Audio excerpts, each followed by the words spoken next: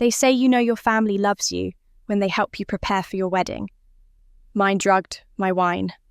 I woke up to the sound of scissors, cold metal scraping my scalp, my mother crying as she cut, my father watching in silence, and my sister, my beautiful, perfect sister, whispering with a smile, "Cut her hair and the groom will be mine forever." By morning I was bald, unrecognisable, locked in my childhood bedroom while they planned to offer her as my replacement. They thought they'd broken me. But the elderly neighbour who saved me that night, she wasn't just a kind old woman. She was hiding a $300,000 diamond crown and a secret about my fiancé that would destroy both our families. 4 days later, I walked into that chapel, bald, crowned, untouchable. And when I spoke, 2 families built on 30 years of lies came crashing down. This is the story of how I lost everything and found out I never needed it. Stay with me, because what happened next? No one saw it coming. My name is Amber Richardson. I'm 33 years old and I work as a librarian at the Fairview Public Library in Ohio. For most of my life, I believed that being invisible was safer than being seen. I was wrong. But it took losing everything to understand that some things are worth fighting for, even when the people who should love you most are the ones holding the knife. Growing up in our small brick house on Maple Street, I learned early that love in my family had conditions. My sister Vanessa arrived when I was 5, and from the moment she opened her bright blue eyes, the world shifted on its axis. She was beautiful, the kind of beautiful that made strangers stop my mother in grocery stores to compliment her golden curls and porcelain skin.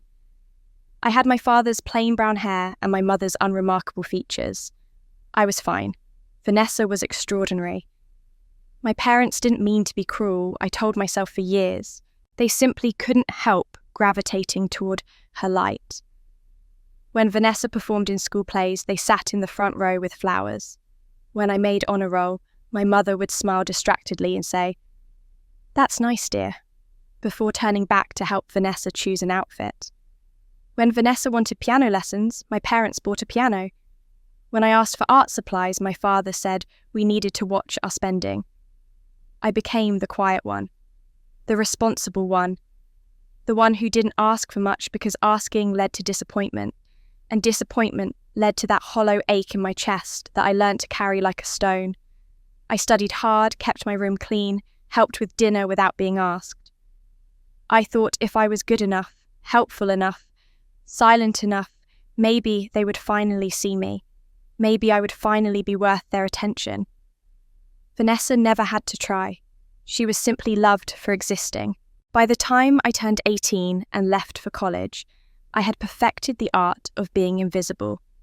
I chose a quiet state school 2 hours away, majored in library science, and built a life that required nothing from anyone. I was safe in my silence. I was safe in my smallness. But there was one person who saw me differently. Mrs. Eleanor Cole lived 3 houses down from my parents in a modest blue cottage with white shutters and a garden full of wildflowers. She was elderly, even when I was young, soft silver hair always pinned back, neatly gentle eyes that crinkled when she smiled. While my parents fawned over Vanessa, Mrs. Cole would wave me over when she saw me walking home from the school bus. "Come, help me with these tomatoes, sweetheart," she'd say, handing me a basket. We'd work in comfortable silence, and then she'd insist I take home fresh vegetables and a slice of her homemade pie. "You're a good girl, Amber," she'd tell me, squeezing my hand. "Don't you ever forget that you matter. You hear me, you matter." I didn't understand why those words made me cry until much later. I lived my quiet life for 15 years after college, working at the library, reading books, going home to my small apartment with its single-place setting and wall of bookshelves. I was content, I told myself. I was fine. Then, 3 years ago, I met Brian at a charity book drive event. He was volunteering, too tall, kind-faced with laugh lines around his eyes. We ended up sorting donations together for 4 hours, and he actually listened when I talked about my favourite novels. He didn't interrupt. He didn't check his phone. He asked questions like my answers mattered. When he asked for my number at the end of the night, I gave it to him with shaking hands. For the first time in my life, someone saw me for who I really was. But I didn't know my sister was watching too. Brian proposed to me on a quiet Tuesday evening in my apartment with no grand gestures or elaborate plans. He simply knelt beside the sofa where we'd been reading together and asked if I would marry him. When I said yes through tears, he slipped a modest sapphire ring on my finger and told me it reminded him of my eyes. For 3 perfect weeks, we lived in our own bubble of happiness, making plans and dreaming about our future together. Then I had to tell my parents. I should have known better than to expect enthusiasm. When I called to share the news, my mother's first response was a long pause, followed by, "Well, that's sudden, isn't it?" My father asked about Brian's job, his family background, his financial situation. When I mentioned he was a middle school history teacher, I heard the disappointment in my father's voice. "A teacher, I see." Vanessa, who still lived at home at 28, was the one who insisted on meeting him. "I can't believe my big sister is getting married," she'd gushed over the phone, her voice dripping with the sugary sweetness she used when she wanted something. "We absolutely have to meet Brian. Bring him to Sunday dinner this week. I want to see the man who finally got you to settle down." That first dinner should have been a warning. Vanessa opened the door before we even knocked, wearing a dress that was far too formal for a casual family meal. Her blonde hair fell in perfect waves over her bare shoulders, and her smile was wide and welcoming as she pulled Brian into an overly familiar hug. "So you're the famous Brian Amber has told us absolutely nothing about you, which is so typical of her keeping secrets." She laughed like it was a charming joke rather than a pointed jab. Throughout dinner, I watched her. I had spent my whole life watching Vanessa, learning to read the subtle shifts in her expressions, the calculation behind her practiced charm. She directed most of her conversation toward Brian, asking him questions about his work, his hobbies, his favourite books. She laughed too loud at his modest jokes. She touched his arm twice when making a point, and her eyes, those beautiful blue eyes that everyone always complimented, fixed on him with an intensity that made my stomach clench. When I tried to join the conversation, my mother would interrupt. "Amber, dear, could you help me clear the plates? Or, Amber, be a sweetheart and refill everyone's water." I became the server at my own engagement dinner, while Vanessa held court, dazzling my fiancé with the same effortless charisma that had always made her the centre of attention. Brian noticed.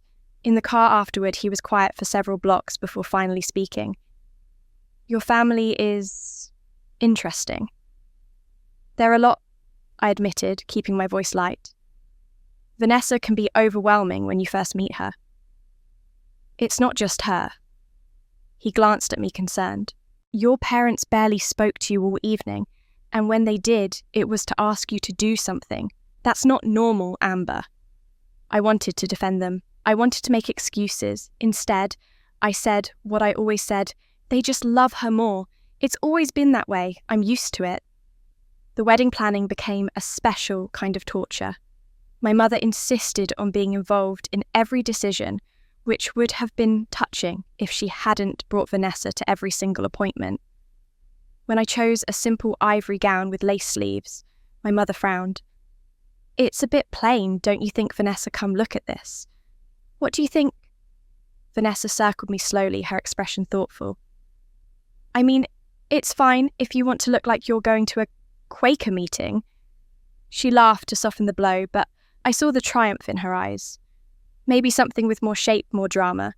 Your figure could use some help." "Vanessa's right," my mother agreed immediately. "You should try on some of the dresses she picked out. She has such an eye for these things." I ended up in a dress that Vanessa chose more elaborate than I wanted, with beading that felt too heavy and a silhouette that didn't feel like me.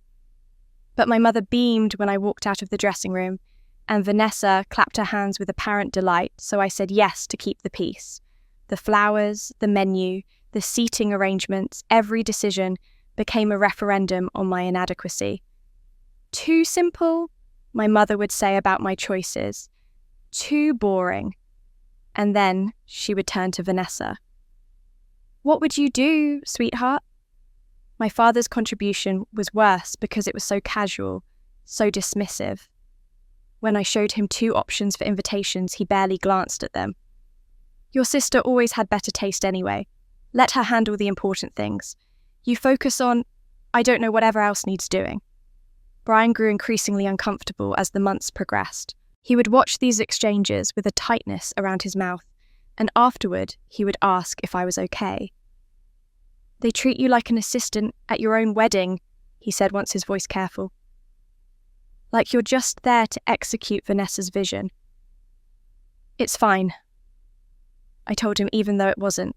Even though every interaction left me feeling smaller, less significant, invisible again in the way I'd spent my whole life being invisible. It's just easier this way.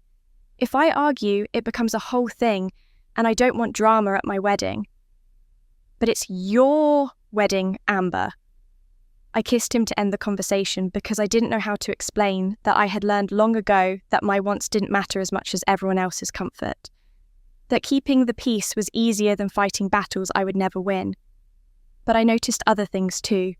The way Vanessa found excuses to text Brian directly about wedding details. The way she positioned herself next to him in every family photo. The way she looked at him when she thought no one was watching, not with sisterly affection, but with something hungrier, more possessive. I told myself I was being paranoid. I told myself Vanessa was just being helpful, just being her usual attention-seeking self. I told myself that Brian loved me and would never look at her that way. I thought love was supposed to feel warm and safe. I didn't know it could turn cold enough to cut. The cold began 2 nights before my wedding, though I didn't recognize it as cold at first. I mistook it for tradition. My mother called Wednesday evening while I was packing the last items for my honeymoon. Amber, sweetheart, I've been thinking, she said, her voice carrying that particular tone she used when she'd already made a decision and was simply informing me of it. You should stay here tomorrow night, at the house. It's tradition for the bride to spend the night before her wedding with her family. And honestly, with everything that needs to be done Friday morning, it just makes sense. We can help you. Get ready. Make sure everything is perfect. I hesitated, phone pressed to my ear, looking around my apartment, where Brian and I had planned to spend these last quiet nights together before the ceremony. Mum, I don't think that's necessary. Brian and I were going to... It's bad luck for the groom to see the bride the day before the wedding, she interrupted smoothly. Everyone knows that. Plus, Vanessa has been so excited about this. She's planned a special sister evening for you. Please, Amber, it would mean so much to her, to all of us. The guilt settled over me like a familiar blanket. Vanessa had been helpful these past few weeks, relatively speaking. She'd stopped making as many cutting comments about my choices. She'd even complimented my hair at the final dress fitting. Maybe I had been too suspicious. Maybe she really was trying. Okay, I heard myself say. I'll come tomorrow evening. Brian wasn't happy when I told him. You're letting them pull you back in, he said quietly, but he didn't push.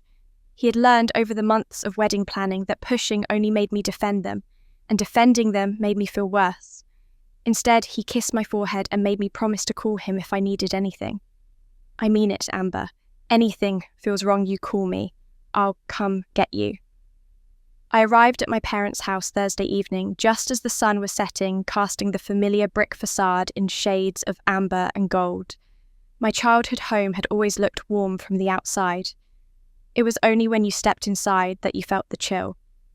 My mother greeted me with a brief hug that smelled of her expensive perfume. My father waved from his chair in the living room without looking up from his newspaper. Vanessa appeared at the top of the stairs wearing silk pajamas that probably cost more than my entire honeymoon wardrobe, her hair already styled in loose curls, even though it was barely 7 o'clock. There's the bride, she called, down her smile wide and bright. I've got everything set up in your old room. Face masks, nail polish, the works. It's going to be just like old times. Except we had never had times like that. Vanessa had never wanted to spend evenings with me doing sisterly activities, but I was too tired to question it, too worn down from months of being managed and corrected and minimized. I wanted to believe this was real. I wanted to believe that maybe, finally, on the eve of my wedding, my family could show me the love I'd spent 33 years craving. My old bedroom looked exactly as I'd left it 15 years ago.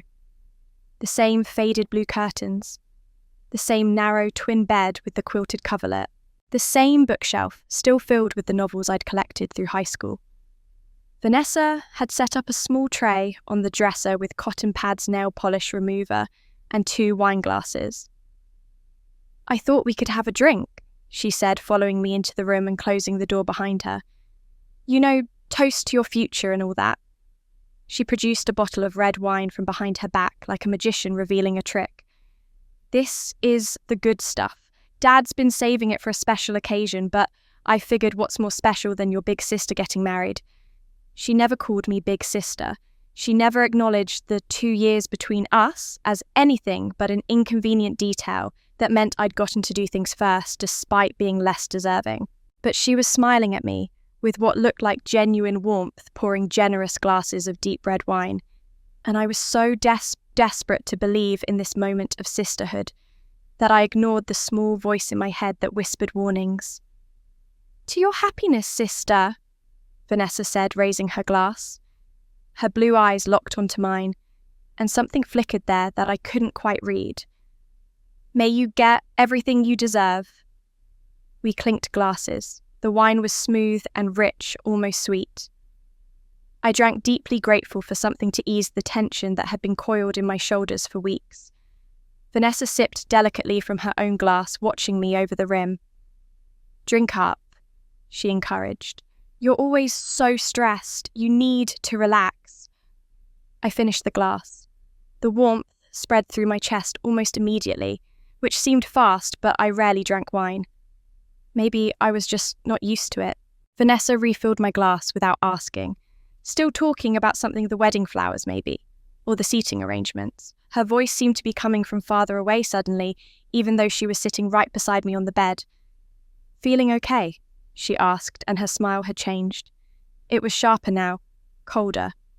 "I'm fine," I started to say, but the words came out wrong, slurred. The room tilted sideways. I tried to stand, and my legs wouldn't cooperate.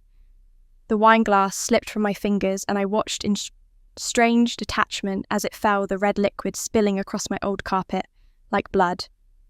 "Mum," Vanessa called, her voice cutting through the fog filling my head. "Mum, come here, something's wrong with Amber." But she wasn't moving to help me. She was just watching as I slumped backward onto the bed, my limbs heavy and unresponsive. The ceiling swam above me, footsteps on the stairs. My mother's voice, but the words were muffled like I was underwater. Then I heard the sound of a drawer opening, the distinctive snick of scissors, sharp metal sliding against metal. "Are you sure about this?" my mother whispered. "She'll ruin everything." Vanessa's voice came from somewhere above me. "Look at her, plain, boring, she doesn't deserve him. I do, I always have." I tried to turn my head, tried to see what was happening, but my body wouldn't obey. I felt hands on my shoulders pressing me down into the mattress. The cold metal of scissor blades touched my scalp. "Cut her hair," Vanessa said, her voice clear and cold as winter ice. "And the groom will be mine forever. He won't want her when he sees what she really is. And his family will be too embarrassed to cancel. They'll take me instead. We both know they care more about appearances than anything else." I tried to scream, tried to move, but my body wouldn't obey. The first cut was the worst because I felt everything. The cold metal touched my temple, and then the scissors crunched through the hair I had been growing for 6 years. The sound was devastating, that specific snip and tear of blades severing something that had been part of me. The severed strands fell across my face, tickling my cheek as they slid down to the pillow, and I couldn't even brush them away. My mother was crying. I could hear her soft sobs between each cut, but her hands never stopped moving. Snip. A chunk of hair fell to the floor. Snip. Another piece landed on my chest. She worked methodically around my head, and I felt the strange lightness as each section disappeared, the cool air touching parts of my scalp that hadn't been exposed since I was a child. "I'm sorry," she whispered so quietly I almost didn't hear it. "I'm so sorry, baby. But this is the only way." The only way to what? The question screamed in my paralyzed mind. The only way to destroy me. The only way to give Vanessa what she wanted. The only way to prove that I had never mattered at all. Through the drug-induced fog, I became aware of another presence in the room. My father. I couldn't turn my head to see him, but I heard his breathing harsh and uneven, coming from somewhere near the door. He didn't speak. He didn't stop them. He simply stood there, and somehow his silence was worse than my mother's tears or Vanessa's cold satisfaction. "Keep going," Vanessa's voice came from right beside me. "It needs to be all of it. Every strand. She has to look completely different, unrecognizable." My mother's scissors moved to the back of my head. I felt the blades against my scalp now, not just cutting the hair, but scraping the skin. She was using clippers, I realized dimly. She had brought hair clippers into my childhood bedroom and was shaving my head down to nothing. The vibration rattled through my skull. The mechanical buzzing filled my ears. Lock after lock after lock of brown hair cascaded down, covering the bed, covering my shoulders, gathering in drifts on the floor like fallen leaves. I wanted to scream. I wanted to thrash and fight and demand to know how they could do this.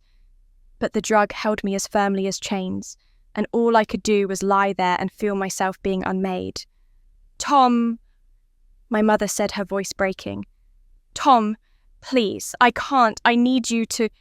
Don't look at me." My father's voice was harsh, unfamiliar. "You wanted this. You said it was the only way to secure Vanessa's future, so do it." "I didn't want this," my mother sobbed. "Vanessa said if we didn't, we'll keep her locked here 3 days, Vanessa interrupted smoothly, as if my mother hadn't spoken. She moved closer, and I felt her lean over me, her breath warm on my newly exposed scalp. "The wedding collapses without a bride. Brian's family will be mortified. All those guests, all that money, all that planning will offer me as a replacement. His family cares too much about reputation and money to face a public scandal. They'll accept the substitution. Brian will accept it. He'll have to." She actually believed it. I could hear the certainty in her voice. She genuinely thought that Brian would marry her instead, that his family would simply swap one bride for another, like we were interchangeable parts, and that no one would question this insane plan. "What about when she wakes up?" my father asked. "What about when she tells people? Who's going to believe her?" Vanessa's fingers trailed across my bare scalp, and I felt violation crawl under my skin. "She'll sound hysterical. Delusional. Will say she had a breakdown, that the stress of the wedding was too much, that she did this to herself. Everyone knows she's always been a little unstable, a little too quiet, a little too strange." My mother made a sound that might have been in protest, but the clippers kept moving. The last sections of hair fell away. I felt air on every inch of my scalp, felt the strange nakedness of complete exposure. "There," my mother whispered. "It's done." "Good." Vanessa's voice was satisfied. "Now we wait. Lock her door, take her phone. In 3 days, when everyone is asking where the bride is, we'll have our answer ready." I heard them leave. The click of the door lock, the creak of floorboards as they descended the stairs, and then silence. I lay in that silence for hours as the drug slowly released its hold on my body. Feeling returned gradually, first my fingers twitching against the quilt, then my toes, my arms. The ability to turn my head finally came back as the first light of dawn crept through my bedroom window. I rolled over slowly, every muscle stiff and aching. The floor was covered in hair. My hair. Months and months of growth scattered across the faded carpet in clumps and tangles. I touched my head with trembling fingers, and felt only smooth skin and the finest stubble. The mirror hung on the wall across from my bed, the same mirror I'd used every morning as a teenager. I forced myself to stand, forced myself to cross the room on legs that barely held me. I needed to see. I needed to know what they had done. The face in the mirror was not mine. Pale scalp gleamed under the overhead light. My eyes looked huge and strange without the frame of hair. My ears stuck out. The shape of my skull was visible in a way that felt obscene, intimate wrong. I looked sick. I looked like a stranger. I looked like someone who had been broken down to nothing. I stared at that reflection as dawn broke fully outside my window, painting the sky in shades of pink and gold that seemed like a mockery. My wedding was supposed to be tomorrow. I was supposed to walk down the aisle in the dress Vanessa had chosen toward the man I loved and begin a new life. Instead, I was locked in my childhood bedroom with a shaved head and a family that had just shown me exactly how much or how little I meant to them. But as I looked at that unfamiliar face in the mirror, I felt something shift inside me. Not breaking, not shattering into pieces that could never be put back together. Something else, something harder, sharper, colder than anything Vanessa had ever shown me. That morning, something inside me didn't break. It sharpened into something they'd never seen before. That sharpness became my armor in the hours that followed. I heard my mother's footsteps on the stairs around 8 in the morning, the tentative knock on my locked door before the key turned. She entered carrying a breakfast tray, her eyes red-rimmed and swollen, unable to meet my gaze. "I brought you some toast and tea," she said, setting the tray on my old desk. Her hand shook. "You need to eat something." I didn't respond. I simply watched her from where I sat on the bed, my hand resting on my bare scalp. The gesture was deliberate. I wanted her to see what she had done. "Amber, sweetheart, I know you're upset, but you have to understand." She stopped, swallowed hard. "Where's your phone and your laptop? We should put those away for now. You're not in the right state of mind to be contacting anyone." "They're in my purse," I said.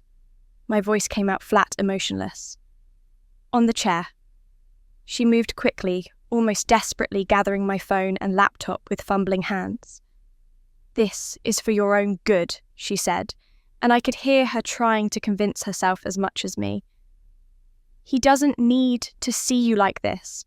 We're protecting you from embarrassment. Brian is a good man, but no man wants to marry a woman who looks..." She couldn't finish the sentence. "We're protecting you." "Of course you are," I said softly. "You've always protected me." She flinched at the tone at the ice underneath the words. For a moment, she stood there clutching my devices like lifelines, and I thought she might apologize, might explain, might finally admit what they'd really done. And why. Instead, she left without another word, locking the door behind her. I listened to her footsteps fade down the hallway, listened to the murmur of voices downstairs, too quiet for me to make out words, but loud enough to know they were discussing me. Discussing the situation, discussing how to handle the wedding situation appropriately, as if this were a minor logistical problem, rather than the systematic destruction of another human being. I ate the toast mechanically. I drank the tea. I used the attached bathroom and stared again at the stranger in that mirror, memorizing every detail of what they had made me become. Then I returned to my room and waited. Around noon, I heard Vanessa's voice, bright and excited, echoing up from downstairs. "Is she awake? Can I go up? I want to show her something." My mother's response was too quiet to hear, but moments later, Vanessa's footsteps bounded up the stairs with the energy of someone who had won a prize. She unlocked my door without knocking and swept in, and draped over her arms was my wedding dress. The dress she had chosen, the dress I had never truly wanted. The dress that had cost $3,000 of money I didn't have, that my parents had insisted on paying for that, now I understood had never really been meant for me at all. "Look what I found," Vanessa said, her voice sing-song sweet. She held it up against her body, turning to admire herself in my mirror. The dress fit her perfectly. Of course it did. She had been the one to select the size, the measurements, everything. Mum said I should try it on. You know, just to see, just in case. In case of what? I asked from my corner. I had moved to the window seat after breakfast, positioning myself where I could see everything, but appear small, unthreatening, defeated. Oh, you know. She waved her hand vaguely, already unzipping the garment bag. In case you're not feeling well enough. In case you need more time. In case things change. She stepped out of her jeans and pulled the dress over her head, wiggling into it with practiced ease. Mum, can you come help with the buttons? Our mother appeared in the doorway as if she'd been waiting just outside. She moved to Vanessa without a glance in my direction and began fastening the long line of pearl buttons up Vanessa's back. Her fingers worked quickly, efficiently, like she'd been practicing. Turn slightly to the left, my mother instructed. Chin up, shoulders back. Yes, like that. Vanessa beamed at herself in the mirror, turning this way and that. The dress looked beautiful on her. Everything looked beautiful on her. That had always been the problem, hadn't it? She was beautiful, and I was not. And in my parents' calculus, that simple fact determined everything else. Who deserved love? Who deserved attention? Who deserved a wedding day? The bouquet is downstairs, my mother said. Let me get it. You should practice with it. Practice how you'll hold it, how you'll walk. They left together, still talking in hushed, excited tones. Through my open door, I heard them on the stairs. How long do we keep her here? My father's voice drifted up. Through tomorrow, my mother replied. Once the wedding time has passed, once it's clear she's not coming, we'll make the calls. We'll say she had a breakdown. That Vanessa heroically stepped in to save the day and spare everyone embarrassment. And if Brian doesn't agree, his parents will convince him. Vanessa's voice was confident. I've met them. They care more about what people think than anything else. Cancelling the wedding would be a scandal. Taking me instead, that's just a family stepping up in a crisis. They'll spin it as romantic. The devoted sister saving the day. I sat in my window seat and listened to them plan my erasure, listened to them rehearse their lies. Vanessa returned with the bouquet white roses and lily of the valley, another choice I'd made that she had overridden, and practiced walking the length of my bedroom in my dress with my flowers while my mother coached her on pace and posture and the exact angle to hold the arrangement. Perfect, my mother breathed. Oh, Vanessa, you look absolutely perfect. I watched it all. Every adjustment of the veil, every practiced smile, every minute of them transforming my wedding into hers. I didn't cry, I didn't scream, I didn't beg or plead or ask them why. I simply sat in my corner and observed with the cold precision of someone taking inventory. I noted the way Vanessa's hand trembled slightly when she adjusted the veil, revealing nervousness beneath her confidence. I noted how my mother avoided looking at me entirely, kept her back turned, couldn't face what she'd enabled. I noted the exact words they used, the precise details of their plan, the timeline they'd constructed. I had spent 33 years being quiet, being compliant, being the one who didn't make waves. They had mistaken that silence for weakness, for acceptance, for an absence of self. They had forgotten that quiet people hear everything, see everything, remember everything. They thought silence meant surrender and compliance. They forgot I'd been silent my whole life, watching, learning, waiting. The waiting was its own kind of torture, but I had learned patience over 33 years of being overlooked. That evening, my mother brought dinner on a tray, chicken and vegetables, that I forced myself to eat, despite the nausea churning in my stomach. I need strength for what was coming. She lingered in the doorway, watching me with something that might have been guilt, or might have been fear that I would do something unpredictable. Your father thinks we should give you something to help you sleep, she said finally. You've been through a lot. You need rest. Of course they did. They wanted me sedated, compliant, unable to cause problems. I looked up at her with the most defeated expression I could manage. "Okay," I whispered, "whatever you think is best." The relief on her face was almost comical. She returned 20 minutes later with 2 small white pills and a glass of water standing over me, while I placed them in my mouth and took a long drink. I made a show of swallowing, tilting my head back, taking another sip. She watched my throat, watching for the movement that would confirm I'd taken them. What she didn't see was my tongue pressed against the roof of my mouth, the pills tucked safely in the pocket of my cheek. Years of taking vitamins I didn't want as a child had taught me this trick. Some skills you learn young and never forget. "Good girl," she said softly, and the words made my skin crawl. "Sleep well, sweetheart. Everything will be better in the morning." She locked the door behind her. I waited until her footsteps faded, then spit the pills into my hand and tucked them into the drawer of my nightstand. I lay down on top of the covers, fully clothed in the jeans and sweater I'd been wearing all day, and forced myself to breathe slowly and deeply, to appear as if I was sinking into drugged sleep. The house settled around me. I heard the television downstairs, the murmur of voices, my father's heavy footsteps as he climbed to the master bedroom at 10 o'clock. My mother followed half an hour later. Vanessa's door closed at 11. I knew these sounds as well as I knew my own heartbeat. This house and its nighttime rhythms had been the soundtrack of my childhood. I waited until 2 in the morning, the darkest, quietest part of night when even anxious parents sleep deeply, when the house seemed to hold its breath. Moving slowly, I eased myself off the bed. The old floorboards creaked under my weight, and I froze, counting 60 seconds of silence before taking another step.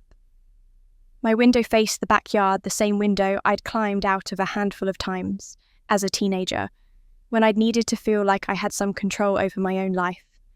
The oak tree that had been my escape route then was still there, its branches reaching toward my window, like an old friend offering help.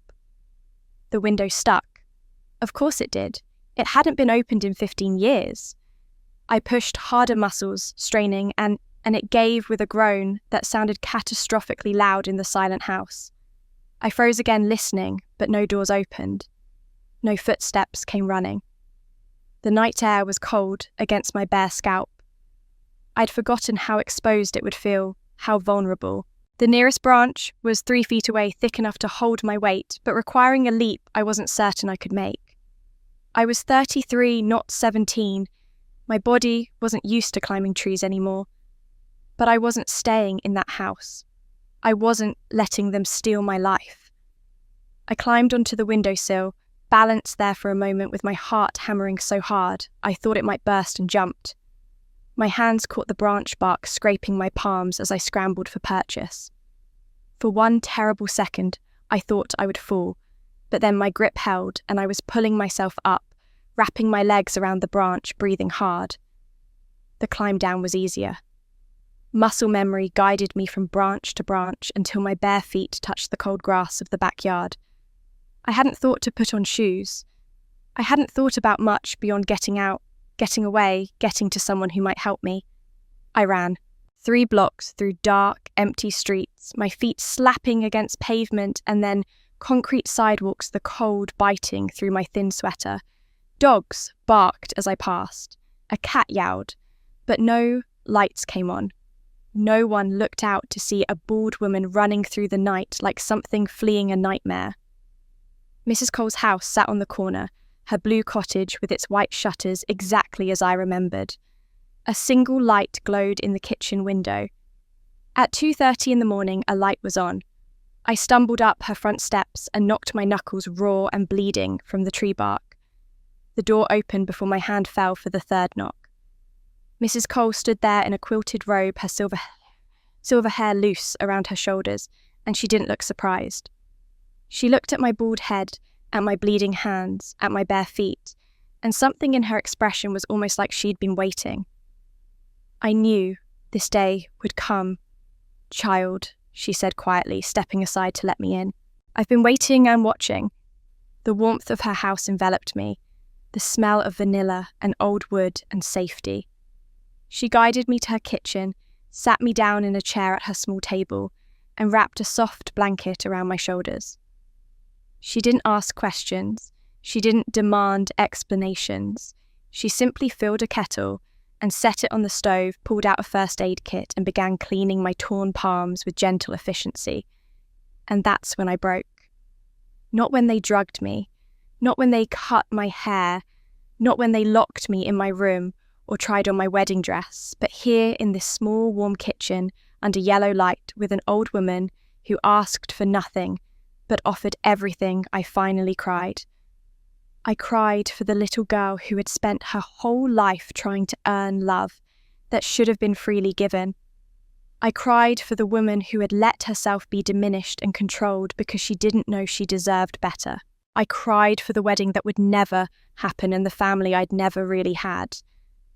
Mrs. Cole held my hand and let me cry, and when the tears finally stopped, she poured tea into 2 mismatched mugs and sat across from me. "Now then," she said, her eyes sharp and clear despite the late hour. "Tell me everything, and then we'll figure out what to do about it."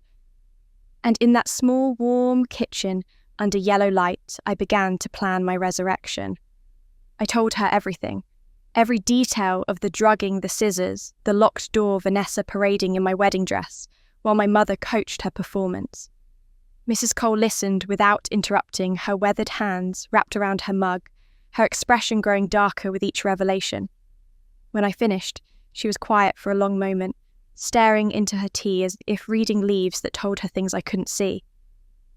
"Your wedding is tomorrow," she said finally. It wasn't a question. "Today, technically." I glanced at the clock on her kitchen wall. 3:15 in the morning. In less than 12 hours, I'm supposed to walk down the aisle. Except I won't be there, and Vanessa will convince everyone to let her take my place. My voice cracked on the words. Brian's family cares so much about appearances, about what people think. My family is counting on that. They're counting on the scandal of a cancelled wedding being worse than accepting a substitute bride.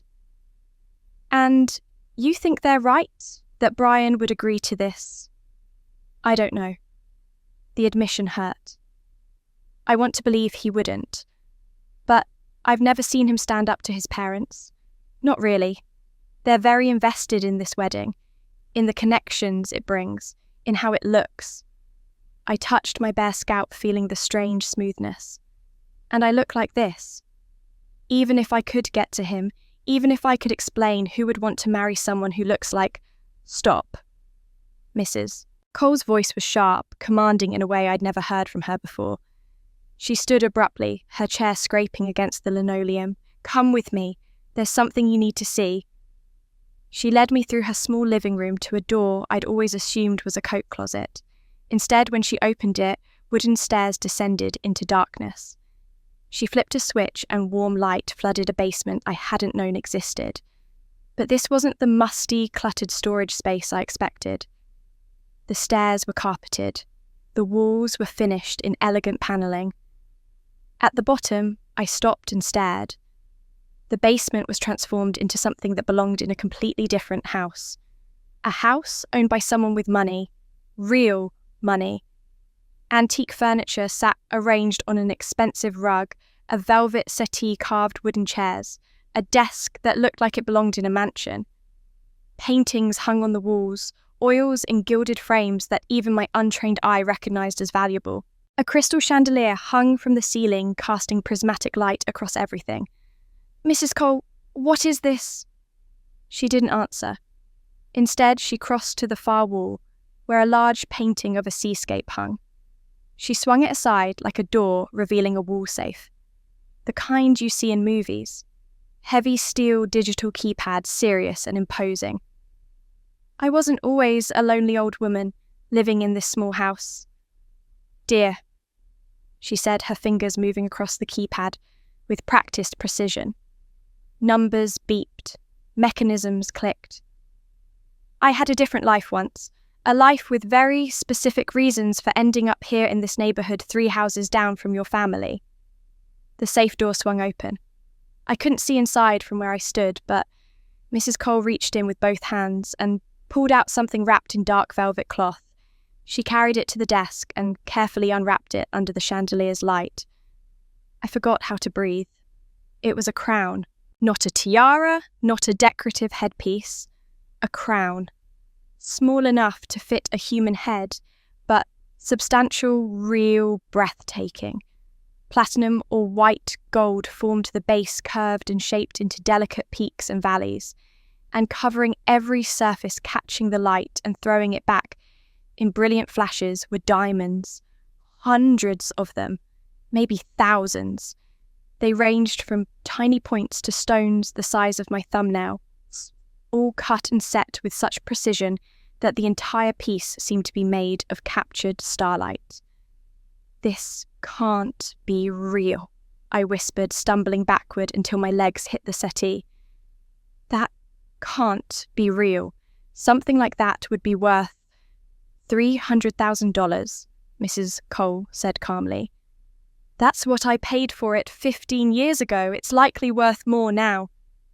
My mind couldn't process the number, couldn't reconcile the elderly neighbour I'd known my whole life with someone who casually owned a $300,000 crown. "I don't understand. Why do you... I have my very specific reasons for helping you," she said, turning to face me with the crown held carefully in both hands. "Reasons that go much deeper than you know yet. Reasons connected to that wedding tomorrow, to your fiancé, to everything that's happening." She moved closer, and there was something in her eyes I'd never seen before. Something fierce and determined and almost frightening in its intensity. "But those reasons will have to wait. Right now you need to understand something crucial." She stood before me, holding the crown up to the light so it blazed with impossible fire. "They took your hair thinking they took your beauty, thinking they took your power to be seen, to be wanted, to be chosen. They don't understand that beauty isn't about hair or conventional prettiness. It's about presence, about refusing to disappear when someone wants you gone." She lowered the crown toward my head, and I sat frozen as she placed it, carefully adjusting it with practiced hands until it sat perfectly on my bare scalp. The metal was cool against my skin. I felt the weight of it substantial, but not uncomfortable. She stepped back, studying me with an expression of deep satisfaction. "Look at yourself," she commanded, gesturing toward an ornate mirror hanging on the opposite wall. I stood on shaking legs and crossed to the mirror. The woman looking back at me was unrecognizable again, but in a completely different way than the broken creature I'd seen in my childhood bedroom. The crown transformed everything. My bald head was no longer an injury or a mark of violation. It was a statement. The diamonds blazed against my pale scalp, drawing the eye up and in. My face looked strong, striking, powerful in a way I'd never seen myself before. "This will be your armour and your statement," Mrs. Cole said quietly from behind me. "When the time is right, I'll tell you why I've been waiting all these years for this exact moment, why I knew this day would come, why I've been preparing." I turned to face her dozens of questions crowding my throat. "What do you mean, preparing? How long have you known? What does this have to do with—" "All in good time." She touched my shoulder gently. "Right now, we have less than 9 hours before your wedding begins, and we have work to do." She knew something about my wedding, about my family, something she wasn't ready to tell me yet. The questions I wasn't allowed to ask hung in the air between us as dawn broke through Mrs. Cole's kitchen windows. She kept me busy with practical matters, finding me clothes that fit making breakfast I couldn't eat, checking my scraped palms and bare feet for injuries that needed attention. But she wouldn't explain, the crown wouldn't tell me what she meant about waiting and preparing, wouldn't answer anything that mattered. Every time I tried, she simply patted my hand and said, "Soon, dear, very soon." By 8 o'clock Friday morning, my wedding day, I was pacing her small living room wearing borrowed sweatpants and a sweater the crown sitting on her coffee table like an impossible dream I'd imagined. My phone was still locked in my parents' house. I had no way to contact Brian, no way to warn him about what my family was planning. "He'll be looking for you by now," Mrs. Cole said, as if reading my thoughts. She sat in her armchair by the window, watching the street with an alertness that seemed incongruous for a woman her age. "Your family will have noticed you're gone. They'll be in damage control mode." "I need to call him. I need to tell him what they did." "Not yet." Her voice was firm. "First, he needs to come to you. He needs to see what they've done. Words can be twisted, explained away. But seeing you like this, hearing it from your own mouth, face to face, that can't be dismissed." Before I could argue, her phone rang. Not the landline on her kitchen wall, but a cell phone she pulled from her cardigan pocket. A smartphone that looked far too modern and expensive for an elderly woman living on what I'd assumed was a modest fixed income. She glanced at the screen, and her expression shifted into something I couldn't read. "It started," she murmured, and then, to my shock, she stood and walked to my purse where it sat by her door. She'd retrieved it from my car parked 2 blocks away, while I'd been sleeping fitfully on her sofa for a few hours before dawn. Now, she pulled out my phone, which I'd forgotten was inside, and scrolled through it with surprising dexterity. "What are you doing? Finding your fiancé's number." She located it, then pulled up something on her own phone, her fingers moving across the screen with practiced ease. "There. Now we wait." "Wait for what?" "For him to realise he needs to find you." She settled back in her chair, both phones in her lap, her eyes on the window again. 20 minutes later, a car pulled up in front of my parents' house 3 doors down. Brian's car. I recognised it immediately and started toward the door, but Mrs. Cole caught my wrist with surprising strength. "Not yet. Watch." I pressed my face to her window, my heart hammering. Brian got out and ran up the front steps. I couldn't hear what was said, but I saw my mother answer the door, saw her shake her head, saw her mouth moving with explanations I knew were lies. Brian's body language grew more agitated. He tried to push past her. My father appeared blocking the doorway, his face stern and unmovable. The door closed in Brian's face. He stood there for a long moment, then pulled out his phone. I watched him type frantically, then wait, then type again. Mrs. Cole's phone buzzed. She glanced at it and smiled grimly. "He's calling you. Your phone is going straight to voicemail because it's turned off." She waited another moment. "Now he's texting, and there." Her own phone lit up. "Vanessa is texting him." "How do you have access to—" "Hush." She showed me her screen. The message read, "Amber is very sick and confused. Maybe you should move on and find someone more stable." Brian stared at his phone. Even from this distance, I could see the confusion and horror on his face. He typed back, then looked up at my parents' house like he was considering breaking down the door. Mrs. Cole's fingers moved across her phone. Then, she lifted it to her ear, and I watched as Brian's phone began to ring.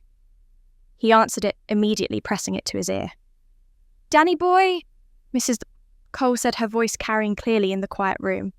"Your bride needs you urgently. 447 Maple Street. Come now." Brian froze. Completely froze. The phone stayed pressed to his ear, but his entire body went rigid. I could see his lips moving even from 3 houses away. "Who is this?" Mrs. Cole repeated his words for my benefit, though I could guess them from his expression. "How do you know that name? Only my mother called me that. And she died in a car accident when I was 5 years old." She ended the call without answering. Brian stood on my parents' lawn for 15 seconds that felt like 15 hours.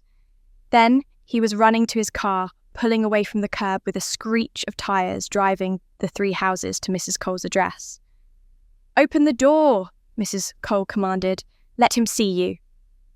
I opened it as Brian took the porch steps 2 at a time. He stopped when he saw me, his eyes going wide, his mouth falling open. I watched him process it, the bald head, the pale scalp, the way I looked so completely different from the woman he'd known. For 10 full seconds he just stared. Then he said the words I'd been dreading. Did you do this to yourself?"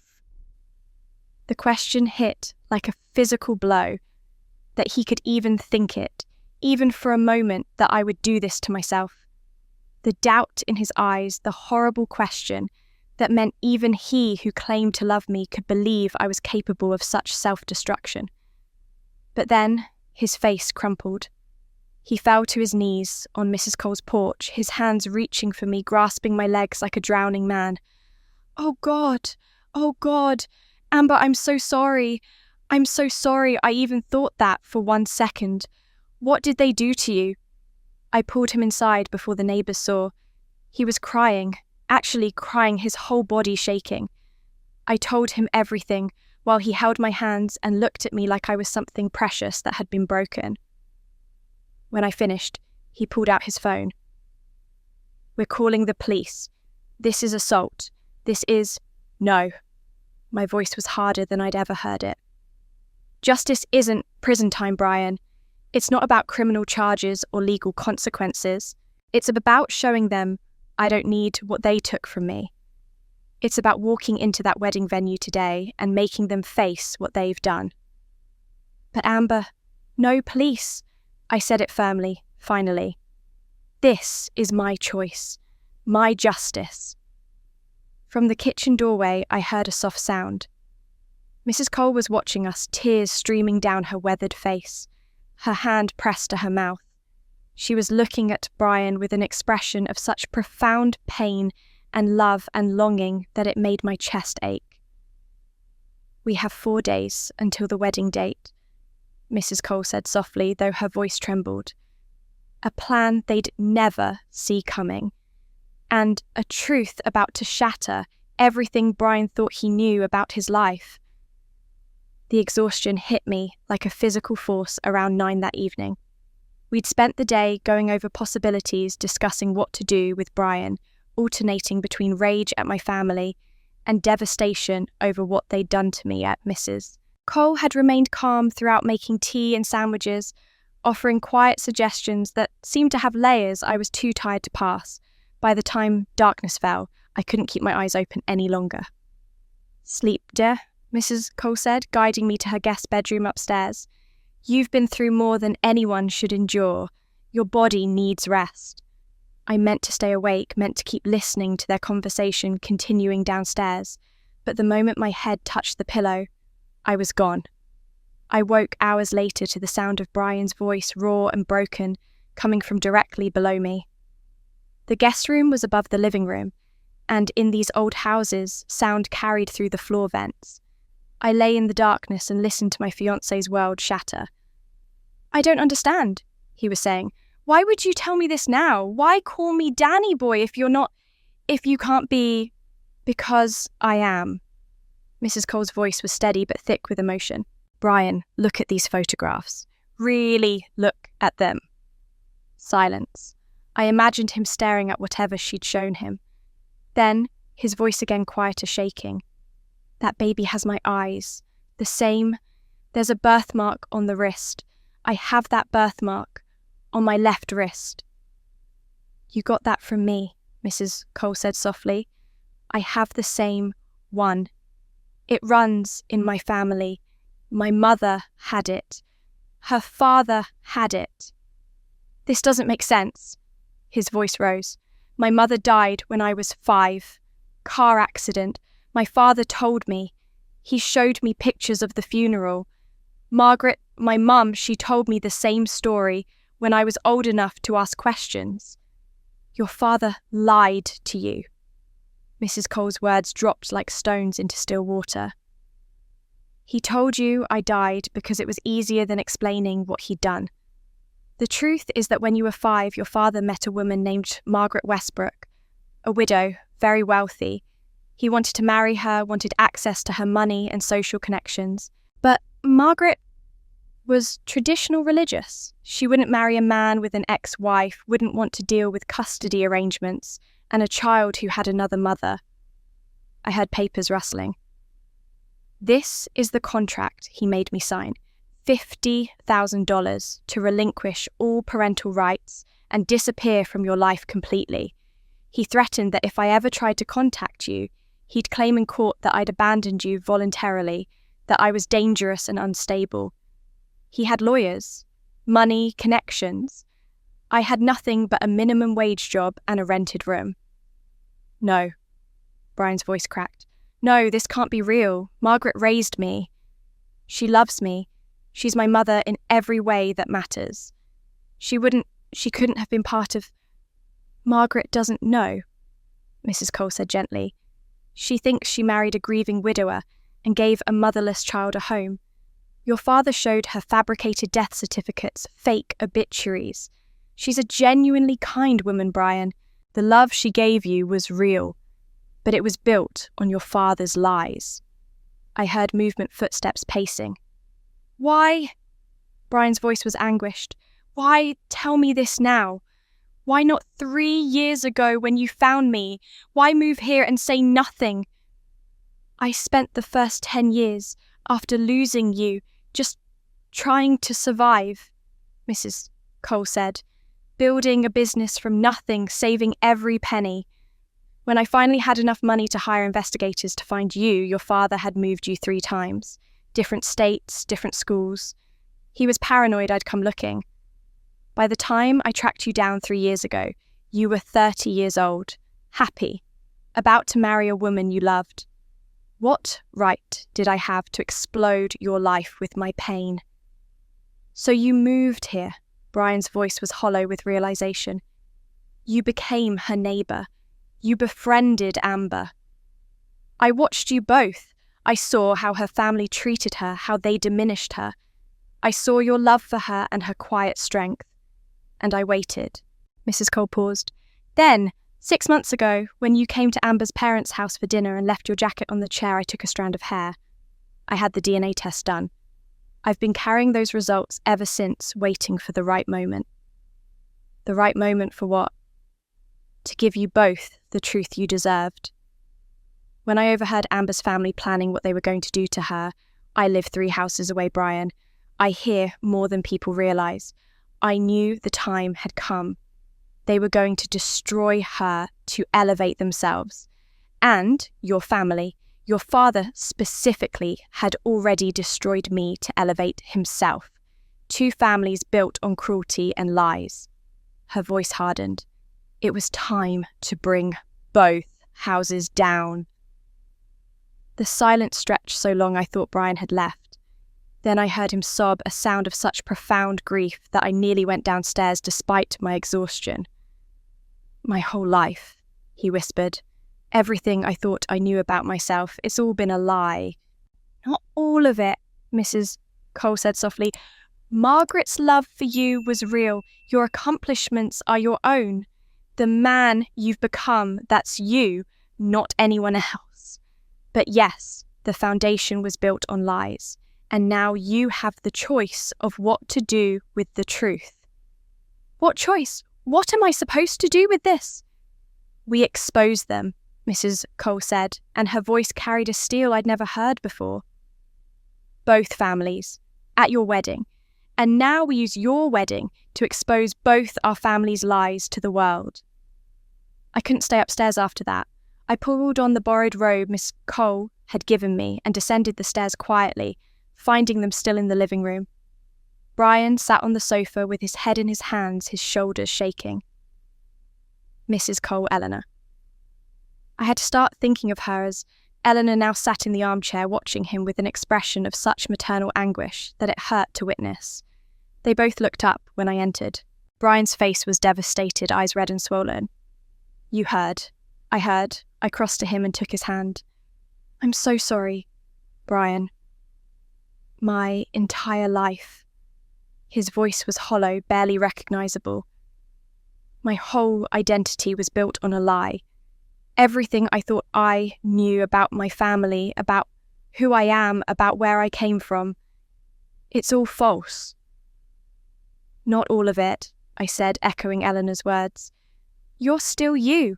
The man I fell in love with, that hasn't changed. Hasn't it? He looked at me with eyes that seemed to have aged years in a single night. How can I marry you when I don't even know who I am anymore? Eleanor stood and moved to the kitchen. Come, both of you. We need to talk, and I think better with tea and purpose. Her voice had shifted into something commanding, businesslike. The lonely old neighbour was gone, replaced by someone who had spent 28 years building herself into a force capable of this moment. We sat around her small kitchen table, the same table where I'd cried just hours earlier. Eleanor put the kettle on and pulled out a yellow legal pad and pen, setting them in the centre of the table like weapons. "Your wedding was supposed to be today," she said, looking at me. "Obviously that didn't happen. Both families are in chaos right now. Yours trying to figure out where you went. His probably receiving frantic calls from your mother about the missing bride." She looked at Brian. "What did your parents say when you told them you couldn't find Amber?" "I didn't tell them." Brian's voice was flat. "After what her family said after that text from Vanessa, I turned off my phone. I'm sure I have dozens of messages by now." "Good. Let them panic. Let them scramble." Eleanor began writing. "Here's what we're going to do. We're going to send invitations to both families. An emergency gathering at the original wedding venue. We'll make it vague, something about needing to discuss the wedding situation, make important decisions about how to proceed." "They'll think we're cancelling officially," I said, understanding dawning. "Or that Brian's family wants to save face somehow." "Exactly. Your family will come because they think they can still go execute their plan to substitute Vanessa. They'll assume you're still locked away somewhere or too traumatized to appear. Brian's family will come because they care desperately about appearances and damage control." Eleanor's pen moved across the paper, sketching out the plan. "But instead of a cancellation, they're going to get a reckoning." Brian looked up, something flickering in his devastated expression. Not quite hope, but maybe the beginning of purpose. "We expose them, both families, publicly." "You'll go first," Eleanor said to me. "Tell everyone what your family did. Show them your head. Let them see the evidence of their cruelty. Then when your family is reeling, when everyone is focused on that horror, I step forward." She looked at Brian with fierce love. "And I tell them who I am. I show them the evidence of what your father did. The contract, the money, the lies that built your entire life." "You took my DNA without asking," Brian said suddenly. 6 months ago. You took hair from my jacket and had it tested without my permission or knowledge." Eleanor met his gaze steadily. "I did. If you want to dispute the results legally, that's absolutely your right. But look at these photos, Brian." She pushed the old photographs across the table. "Look at that baby's face. Look at the birthmark. Look at my eyes and tell me you don't see the truth." He looked. I watched him study the images of Eleanor as a young mother of himself, as an infant of the birthmark that marked them both. His hand moved unconsciously to his left wrist, touching the mark through his sleeve. "I see it," he whispered. "God, help me, I see it. After you were taken from me, I had nothing." Eleanor continued, her voice steady despite the emotion underneath. "I spent the first 10 years barely surviving, working multiple jobs, saving every penny I could. I built a consulting business from nothing. It took me another decade to become truly successful, truly wealthy. By then, you were a teenager. I hired investigators, but your father had moved you 3 times across different states. He was paranoid careful. He covered his tracks well." She paused, her hands flat on the table. "I found you 3 years ago, 30 years old, living here, about to propose to a woman you clearly loved. I watched you for months before making my decision. I could have approached you then, could have destroyed your world with the truth. But you seemed happy, Brian, genuinely happy. What right did I have to take that from you?" "So you moved here," I said softly. "You became my neighbour, my friend. I moved here and I waited. I watched, both of you watched both families. I saw how your parents treated you, Amber, how they diminished you and elevated Vanessa. I saw Brian's father at family gatherings, arrogant, controlling, obsessed with appearances. I saw the lies that built both families." Her voice hardened. "And when I overheard your family planning what they were going to do to you, when I understood they were actually going to drug you and destroy you to give Vanessa what she wanted, I knew the moment had come. Time to bring both houses down. Brian was quiet for a long time, staring at the legal pad, covered in Eleanor's precise handwriting. Finally, he looked up at both of us. "They destroyed you," he said to Eleanor. "They destroyed you," he said to me. "And they would have destroyed us together if we'd let them." He took a shaking breath. "Justice is necessary. For all of us." Eleanor nodded once, decisive. "Then we move forward. The gathering is in 4 days. That gives us time to prepare to gather evidence to make sure every detail is perfect." She looked at each of us in turn. They thought they were coming to quietly cancel a wedding. They were walking straight into a reckoning. The 4 days between that kitchen table planning session and this moment had passed in a blur of preparation and mounting dread. Eleanor had helped me practice what I would say, how I would stand, how I would hold myself when facing them. Brian had gathered evidence from his father's office, old bank statements, documents that didn't quite add up anything that might corroborate Eleanor's story. We had prepared like generals planning a siege, but now, standing in the small anteroom off the main chapel where I once imagined getting ready as a bride, I felt like I might vomit. The crown sat heavy on my head. I'd been wearing it for an hour already, getting used to the weight, the way it changed my posture, forced my chin up and shoulders back. Eleanor had helped me dress in a simple white silk dress we'd purchased specifically for this moment. Not a wedding gown, but unmistakably bridal. Elegant, severe, perfect for a woman who was about to burn 2 families to the ground. Through the crack in the door, I could see the chapel filling with guests. Not the 200 we'd originally invited, thank God. The vague wording of Eleanor's invitation, emergency family gathering to discuss wedding arrangements and future plans, had limited attendance to immediate family and a handful of close friends who couldn't be excluded without raising suspicion. Maybe 40 people total, enough for a proper audience. Not so many that I lose my nerve entirely. My parents arrived first, my mother's face tight with controlled panic, my father looking grim and resolute. They'd been calling my phone for 4 days straight, leaving increasingly frantic voicemails that ranged from concerned to angry to threatening. I'd listened to them all, with Eleanor letting each message fuel my resolve. They took seats on the bride's side of the chapel, 3rd row, positioned like they were attending a funeral rather than salvaging a wedding.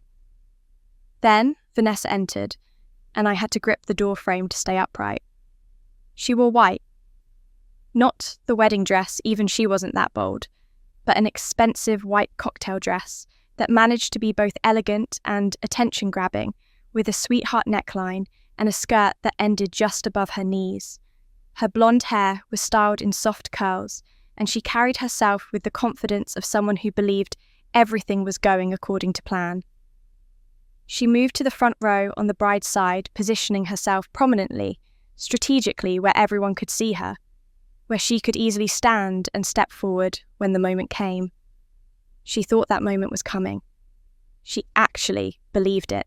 Brian's family arrived in a cluster. His father, Richard, first looking irritated and impatient, in an expensive suit, checking his watch like this gathering was an inconvenience. Then his stepmother, Margaret, who I'd always found kind but distant, wearing a cream dress and pearls, her expression worried and confused. Behind them came Brian's aunt and uncle, looking uncomfortable and whispering to each other. Richard and Margaret took their places prominently on the groom's side, front row centre, positioned like royalty at a court proceeding. Richard's face carried an expression I'd seen before at family gatherings, smug confidence mixed with barely concealed disdain for anyone who wasted his time. He clearly expected this to be handled quickly and efficiently. A bride who'd had some kind of breakdown, a wedding that needed to be cancelled or postponed, perhaps some financial arrangements to be made. Nothing that would truly inconvenience him. Margaret kept glancing around the chapel with increasing confusion, clearly trying to understand why they'd been summoned here rather than handling this through phone calls and lawyers like civilized people. She spotted my parents and gave a small polite wave that my mother returned with visible reluctance. Even now, after everything, they were maintaining appearances. Eleanor stood at the back of the chapel in a simple navy dress, looking like nothing more than a family friend who'd come to offer support. No one paid her much attention. No one recognised her significance. She caught my eye through the crack in the door and gave the smallest nod. Everything was in place. Everyone was here. Brian was already at the front of the chapel, standing beside the altar where we'd originally planned to exchange vows. He looked pale but composed, dressed in the same suit he would have worn for our wedding. Some of the guests were clearly confused by this if the wedding was cancelled. Why was the groom positioned like a ceremony was about to begin? The whispers started. Quiet at first, then growing as people tried to understand what was happening. My mother kept craning her neck toward the entrance, looking for me, her expression cycling between hope that I'd appear and fear that I would. Vanessa sat perfectly poised, one hand smoothing her white dress, ready to rise at any moment. Richard checked his watch again and muttered something to Margaret that made her touch his arm in a calming gesture. He clearly wanted this over with. Then, Eleanor moved to the sound system controls near the back of the chapel. I saw her hand hover over the button, saw her look once more at me through the crack in the door. I nodded, even though my whole body was shaking. Even though every instinct screamed at me to run, to hide, to stay invisible, the way I'd learned to be for 33 years. Eleanor pressed the button. The wedding march began to play through the chapel's sound system, the familiar classical melody filling the space with startling volume. The effect was instantaneous and electric. Every head turned toward the entrance. Every whisper stopped abruptly. I stood behind those heavy oak doors, with my hand pressed flat against the wood, feeling the vibration of the wedding march through my palm. My heart hammered so violently, I thought everyone in the chapel must be able to hear it. 4 days ago, I'd been locked in my childhood bedroom, bald and broken, and believing I had nothing left. Now I was about to walk into a room full of people who knew me as the quiet one, the forgettable one, the one who disappeared into the background of every family gathering. I took one breath, then another. Then I pushed the doors open. The chapel stretched before me like a gauntlet. Pale afternoon light streamed through the stained glass windows, casting coloured patterns across the white runner that led from the entrance to the altar. 40 faces turned toward me in perfect unison, and in that first instant I watched comprehension fail them. They were looking for Amber Richardson, with her long brown hair and apologetic posture. They were not prepared for who walked through those doors. I stepped into the light and let them see me. The crown caught the crystal chandeliers first, throwing brilliant sparks of refracted light across the walls and ceiling. $300,000 worth of diamonds blazed on my bare head like a declaration of war. My scalp, which had been a source of shame and violation, now gleamed pale and striking under the lights. The simple white silk dress I wore moved like water, with each step elegant and severe and absolutely deliberate. I kept my chin up, my shoulders back, my spine straight. The crown demanded that posture. It would accept nothing less. The silence that fell over the chapel was absolute, suffocating, complete. I walked slowly down the aisle, my bare feet silent on the runner I'd chosen not to wear shoes, wanted to feel the ground beneath me, wanted that connection to something solid and real. My eyes moved across the faces as I passed, cataloguing their reactions with the same cold precision I'd used 4 days ago while watching Vanessa parade in my wedding dress. The guests I barely knew Brian's aunt and uncle. A few family friends simply stared with open mouths, confused and transfixed by the spectacle of a bald bride wearing a crown that probably cost more than their houses. Then I reached the rows where it mattered. My mother saw me and made a sound like something wounded. Her hand flew to her mouth, her eyes going wide with shock that transformed rapidly into horror. She'd known I'd escaped, of course. 4 days of unanswered calls had told her that much, but she hadn't known what I would become in those 4 days. Hadn't imagined I would be here now like this. My father simply froze. His face drained of colour until he looked grey and old, suddenly ancient in a way I'd never noticed before. His hands gripped the pew in front of him, knuckles white, and I saw his throat work as he tried to swallow. But it was Vanessa's reaction that gave me the most satisfaction. My beautiful sister, dressed in her white cocktail dress and positioned for her moment of triumph, looked at me, and all the colour drained from her face like someone had opened a tap. Her mouth fell open.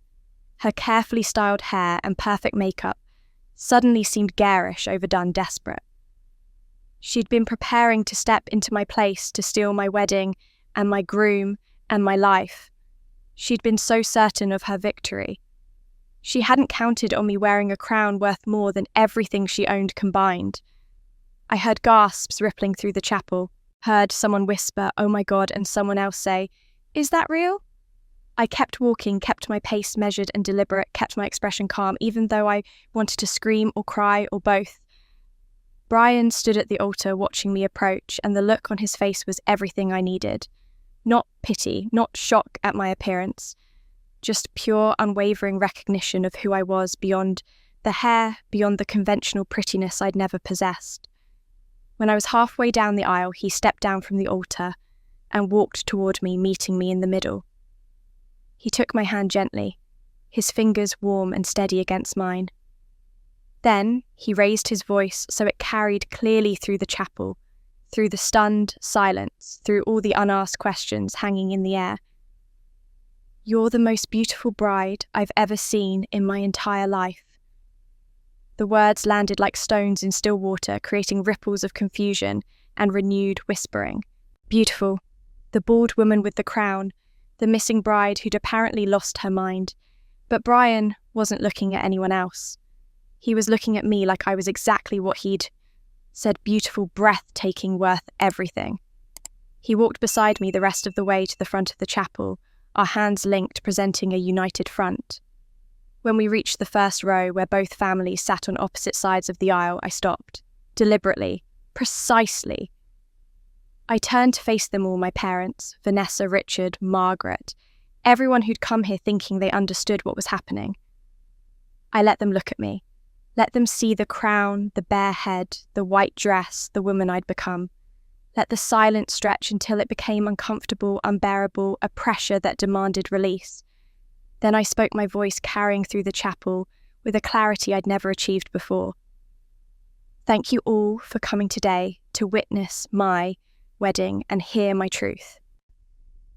I felt Vanessa shift in her seat, saw my mother start to stand before my father pulled her back down, saw Richard's face twist with impatience and Margaret's expression deepen into concern. I know many of you are confused. I continued, my hand still in Brian's, drawing strength from his presence.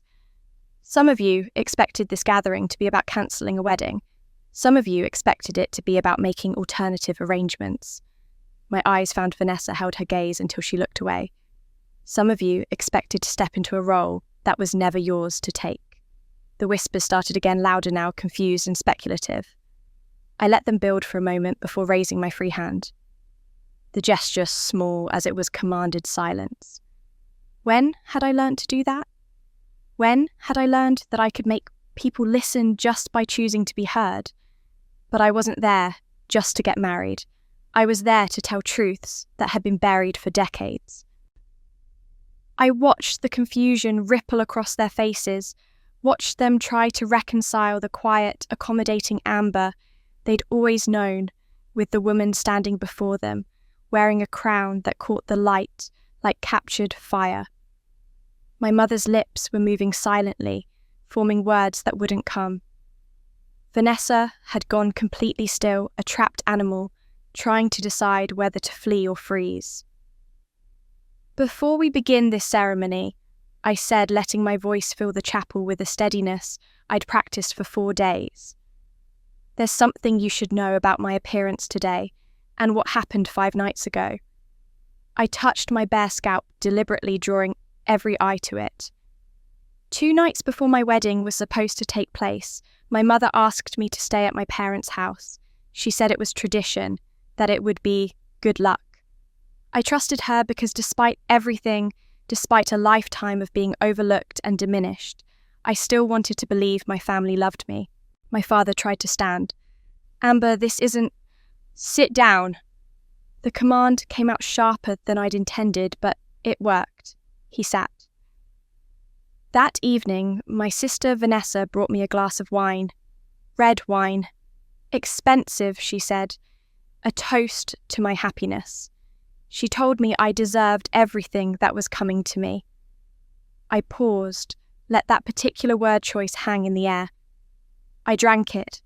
Within minutes, I couldn't move. My body stopped obeying me, but my mind stayed awake, conscious, aware of everything that was happening. The chapel had gone deathly quiet. Even the people who didn't know me, who had no stake in this, were leaning forward. I felt the scissors first, cold metal against my temple. Then, the sound of my hair being cut, chunk after chunk falling to the floor, while I lay paralysed, unable to scream or fight or even close my eyes. My voice didn't shake. I wouldn't let it. My mother did the cutting. My father stood in the corner facing the wall, silent, and Vanessa stood over me holding the scissors, smiling. My mother made a sound like a sob. Margaret's hand had flown to her mouth. But I wasn't done. I heard them talking. Through the drug haze, I heard my mother ask if they were sure about this. I heard Vanessa say yes, that I would ruin everything that I didn't deserve, Brian, that she did. I turned to look directly at Vanessa, who had shrunk back in her white dress like she could make herself disappear. I heard you say, cut her hair and the groom will be mine forever. That's not, I didn't...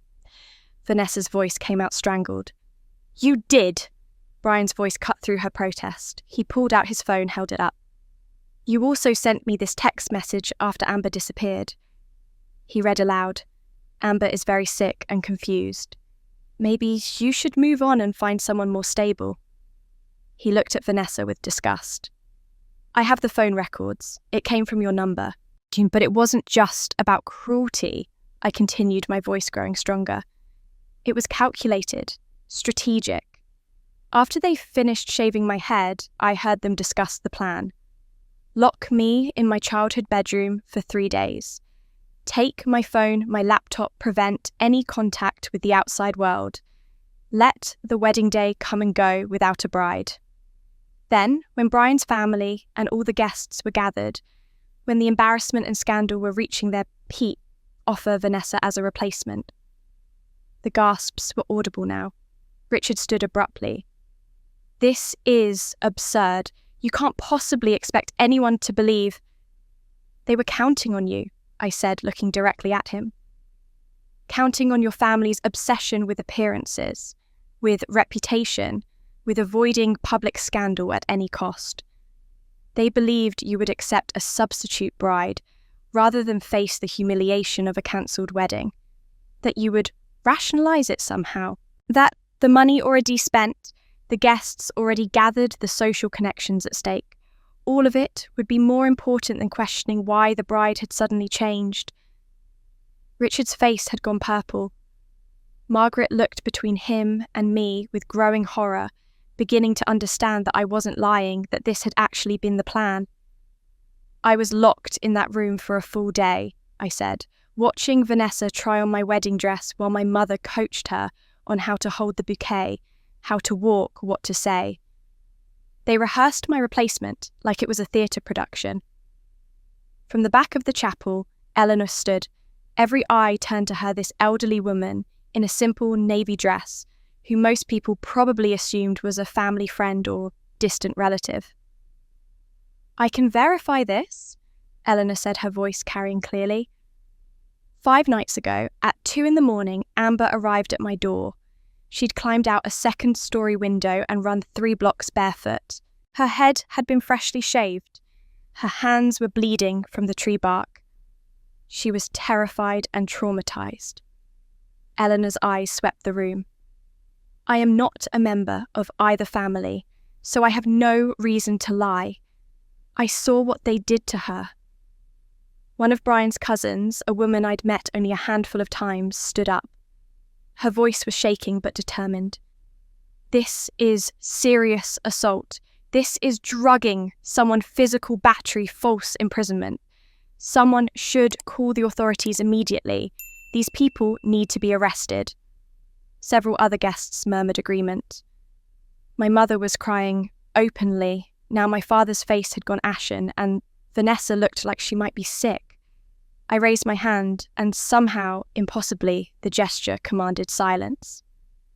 I appreciate your concern deeply, I do, but I've made my choice consciously, with full understanding of what I'm doing. I looked at my parents, at Vanessa, at the family that had broken something in me that could never be fully repaired. The law would give them jail time, prison sentences, and in prison, they would become victims. Sympathetic figures who made a terrible mistake, who were punished severely, who served their time and deserved forgiveness. I touched the crown on my head. I wanted them to lose something far more valuable than their freedom. I wanted them to lose their reputation, their dignity, their carefully constructed image of being a loving family. I wanted them to lose the web of lies they've built their entire lives around. That's my justice. That's what I choose. The silence that followed was different now. Not confusion, but a kind of stunned understanding. They were beginning to grasp the calculation behind my appearance, the crown, the public venue for this revelation. I let them sit with that for a moment. Then I looked at Eleanor, at Brian, at the guests, who had no idea what was coming next. But that wasn't the only family with secrets buried deep in lies.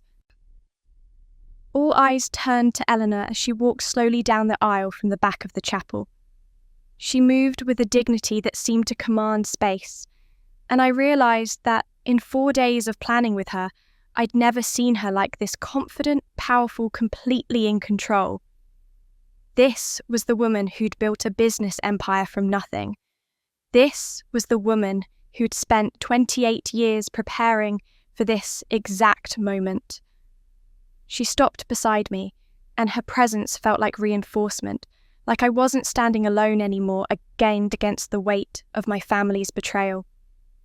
When she spoke, her voice was stronger than I'd ever heard it, carrying through the chapel with perfect clarity. Since we're revealing long-buried family secrets today, let me share another truth. She looked directly at my mother, and something passed between them that I couldn't read. Recognition, maybe, or the acknowledgement of shared history. 31 years ago, I was Sarah Richardson's closest friend. We met at a church group, bonded over being young mothers trying to figure out how to raise children while our husbands work long hours. I held her sobbing through the night she discovered her husband's affair. My mother made a sound like she'd been struck. She started to rise, but my father grabbed her arm, pulled her back down with a force that looked almost violent. "Don't," Eleanor said quietly, but with steel underneath. "Don't stand up. Don't try to stop me. You've had 30 years to tell this truth, Sarah. 30 years to be honest with your daughters. You chose lies instead. Now it's my turn to speak." The chapel had gone so silent I could hear my own heartbeat. Brian's hand tightened around mine. "Thomas Richardson," Eleanor continued, turning her gaze to my father, "had an affair with his secretary. Her name was Jennifer Marston. She was 23 years old. The affair lasted for 6 months before Sarah discovered it through a credit card statement showing hotel charges." Eleanor's voice didn't waver. "Jennifer became pregnant. When she told Thomas, he panicked. He was facing a choice: admit the affair, destroy his marriage, face the scandal, or pay her to go away. He chose payment, $20,000 for an abortion and her silence." "Stop," my father said, his voice hoarse. "You have no right to—" "But Jennifer didn't get the abortion," Eleanor continued as if he hadn't spoken. "She took the money and disappeared for 9 months. Then, one night she showed up at your door with a newborn baby girl. She said she couldn't keep the child, couldn't raise a constant reminder of her mistake, but she couldn't terminate the pregnancy either. She left the baby on your doorstep and vanished. You never heard from her again." I felt my knees weaken. Brian's arm went around my waist, holding me up. Because I understood what Eleanor was saying. I understood what this meant. That baby was Vanessa, Eleanor said, and the words fell like an executioner's blade. Sarah, you made the choice to keep her, to raise her as your own biological daughter, to hide the truth from everyone, including Vanessa herself. You told people you'd been pregnant, that you'd been hiding it, that it was a surprise. Some people questioned the timeline, but you were convincing enough that the questions faded. And for 30 years, you've lived with that lie. My mother was openly weeping now, her whole body shaking. But I couldn't look away from Vanessa, who had gone completely white, her hands gripping the pew in front of her so hard I could see her knuckles turning bone white. "No," Vanessa whispered. "No, that's not. I'm their daughter. You're Thomas's daughter," Eleanor said, not unkindly, but not Sarah's. "You've always known something was wrong, haven't you, Vanessa? Always felt like you didn't quite fit, like the love was forced, like you had to earn something that should have been freely given." And that's when Vanessa broke. She stood abruptly, her white dress catching the light, and screamed. Not words at first, just a sound of pure anguish that echoed off the chapel walls. Then words came tumbling out, violent and desperate and raw. "You think I wanted this?" She was crying so hard she could barely speak, her carefully applied makeup running in dark streams down her face. "You think I wanted to be born from some affair, some mistake? I spent my whole life knowing deep down I was the mistake." She turned to my mother, her voice breaking. "I heard you. At night when you thought I was asleep, I heard you crying alone in your room, sobbing if only that woman had never existed, if only that child had never been born." "Yeah." "I was 7 years old, and I heard you wishing I didn't exist." My mother tried to reach for her, but Vanessa jerked away violently. "Don't touch me. Don't you dare touch me now, after 30 years of pretending to love me while resenting every breath I took." She turned to me. Then, and the look in her eyes was so full of pain and rage and something that might have been desperate pleading, that I physically recoiled. "I destroyed you because I was absolutely terrified," she said, her voice ragged. "If you left, if you got married and found happiness and built a beautiful new life away from them, then what was I? Just the mistake, just the accident, just the one nobody actually wanted to keep. I'd be abandoned, completely alone with parents who never wanted me in the first place." Her legs gave out and she collapsed back onto the pew, curling into herself like a wounded animal. "I thought if I took your place, if I became the bride, if I could be the one chosen and wanted and celebrated for once, maybe then I'd finally be worth keeping. Maybe then I'd finally be enough." The silence that followed was suffocating. I stood there looking at my sister, my half-sister, and felt my carefully constructed anger crack. Not break, but crack, because she was a victim too. A different kind of victim, raised on lies and conditional love and the terrible knowledge that she was born from betrayal. But she'd still drugged me, still cut my hair, still tried to steal my life. "So, I was never the unloved daughter," I said quietly, and I wasn't sure if I was speaking to Vanessa, or to myself, or to the ghosts of all the years I'd spent trying to earn scraps of affection. I was just the constant reminder of their shame and betrayal. The words had barely left my mouth when the chapel exploded into chaos. It wasn't a single reaction, but a cascade of them overlapping and building, until the elegant venue sounded more like a courtroom after a controversial verdict. Gasps turned into exclamations, whispers became full conversations, and people who had been sitting in polite, confused silence suddenly found their voices, all at once. "I can't believe this," someone once said loudly from the middle rows. "They drugged their own daughter." 30 years, another voice responded. "They've been lying for 30 years. My mother stood abruptly, her face blotchy and swollen from crying, her hands shaking as she tried to address the room. "You don't understand. You can't possibly understand what it was like. We were trying to protect our family. We were trying to do what was best for everyone." "Best for everyone?" Brian's aunt stood, her voice sharp with disgust. You drugged and assaulted your daughter to benefit the other one. How is that best for everyone? Amber has always been difficult, my father said, his voice desperate and defensive. She's always been too sensitive, too withdrawn. We thought if Vanessa could just have this one thing, this one chance at happiness, it would balance things out. It would make the family whole again. The audacity of it took my breath away. After everything, after being exposed in front of 40 witnesses, he was still trying to make me the problem, still trying to suggest that I somehow deserved what they'd done because I was difficult, because I didn't fit their image of what a daughter should be. Balance things out, I heard myself say, my voice cutting through the noise. You shaved my head and locked me in a room to balance things out. My father opened his mouth, closed it, opened it again. No words came.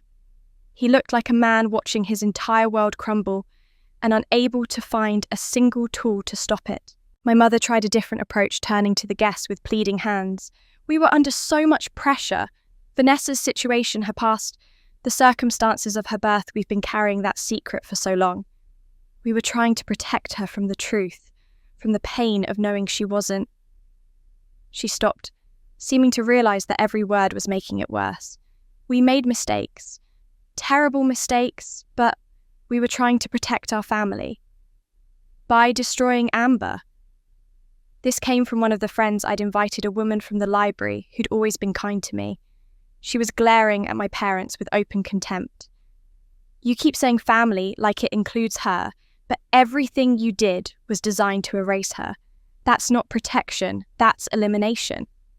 Several people murmured agreement. I watched the room divide before my eyes, some people looking at my parents with disgust, others looking at Vanessa with pity or confusion, a few looking at me like they weren't sure what to make of a bald bride in a diamond crown who'd orchestrated this public exposure, instead of simply calling the police. Vanessa remained collapsed on the pew, her white dress wrinkled now, her perfect hair dishevelled from running her hands through it repeatedly. She was still crying great heaving sobs that shook her whole body.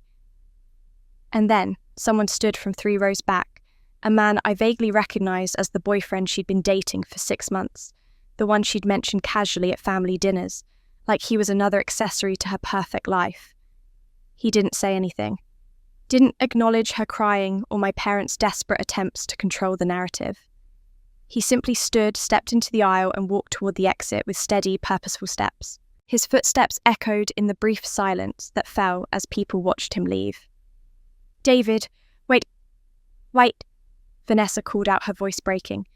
Please, David, let me explain. He didn't turn around, didn't pause. The chapel doors closed behind him with a soft but final thump, and Vanessa let out a wail that sounded like something dying. 2 women from my mother's church group moved to comfort her, sitting on either side of her and making soothing sounds, while she cried into their shoulders. But I noticed others, Brian's cousins, some of his parents' friends, looking at Vanessa with hard, unforgiving expressions. She might be a victim of her circumstances, their faces seemed to say, but she was also an adult who'd chosen to drug someone, to assault them, to try to steal their life. Being wounded didn't excuse wounding others. The division was complete. Half the room seemed to pity Vanessa while condemning my parents. The other half condemned everyone on my side of the chapel equally, and a few people like Brian's aunt were looking back and forth between both sides of the aisle like they were waiting for something else, like they sensed this wasn't finished yet. My legs were starting to shake from standing so long. The adrenaline that had carried me through my entrance and testimony was wearing off, leaving behind exhaustion and the beginning of emotional collapse. I felt Brian's hand squeeze mine, felt him lean close and whisper, "Almost done. You're almost done." But I wasn't done, because Eleanor was still standing in the aisle watching the chaos with an expression of patient calculation. She'd let them process, let them argue and divide and defend themselves. She'd given them enough rope to hang themselves with their own words. And now, as the noise began to reach a fever pitch with multiple conversations happening simultaneously, she raised her voice. If Everyone could please sit down. The authority in her tone was remarkable. People actually obeyed, sinking back into pews and turning to face her. Even my parents stopped their frantic explaining and looked at her with something between fear and confusion. They'd forgotten about her in the chaos of their own exposure. They'd forgotten that she'd promised more revelations. Eleanor stood calm and composed in the centre aisle, and when she had everyone's attention, when the chapel had gone quiet again, except for Vanessa's muffled sobs, she spoke clearly and deliberately. There's one more family secret that needs to see daylight today. Her eyes moved from my family's side of the chapel to Brian's family's side, to Richard, who had been sitting in smug, judgmental silence throughout all of my family's exposure, watching their destruction with barely concealed satisfaction, to Margaret, who looked horrified but also slightly superior, like she was grateful her family wasn't the one being torn apart. Eleanor's gaze settled on Richard and didn't waver. One more lie that has been buried for decades. One more person who's built their life on betrayal and abandonment. And every eye turned to the groom's side of the chapel. I felt Brian's hand tighten around mine as Eleanor walked with measured steps toward the groom's side of the chapel. Richard sat in the front row, his expression shifting from superior satisfaction to something approaching alarm as this elderly woman he'd probably dismissed as irrelevant approached him with the bearing of a queen. Since we're dismantling families built on lies today, Eleanor said, her voice carrying that same steel I'd heard when she revealed Vanessa's origin, let me contribute one more truth to this reckoning. She stopped directly in front of Richard, close enough that he had to tilt his head back to look at her. The power dynamic was perfect, him sitting, her standing, looking down at him like judgment incarnate. Hello, Richard. It's been exactly 28 years since you paid me $50,000 to disappear from my son's life forever. The words landed like a bomb.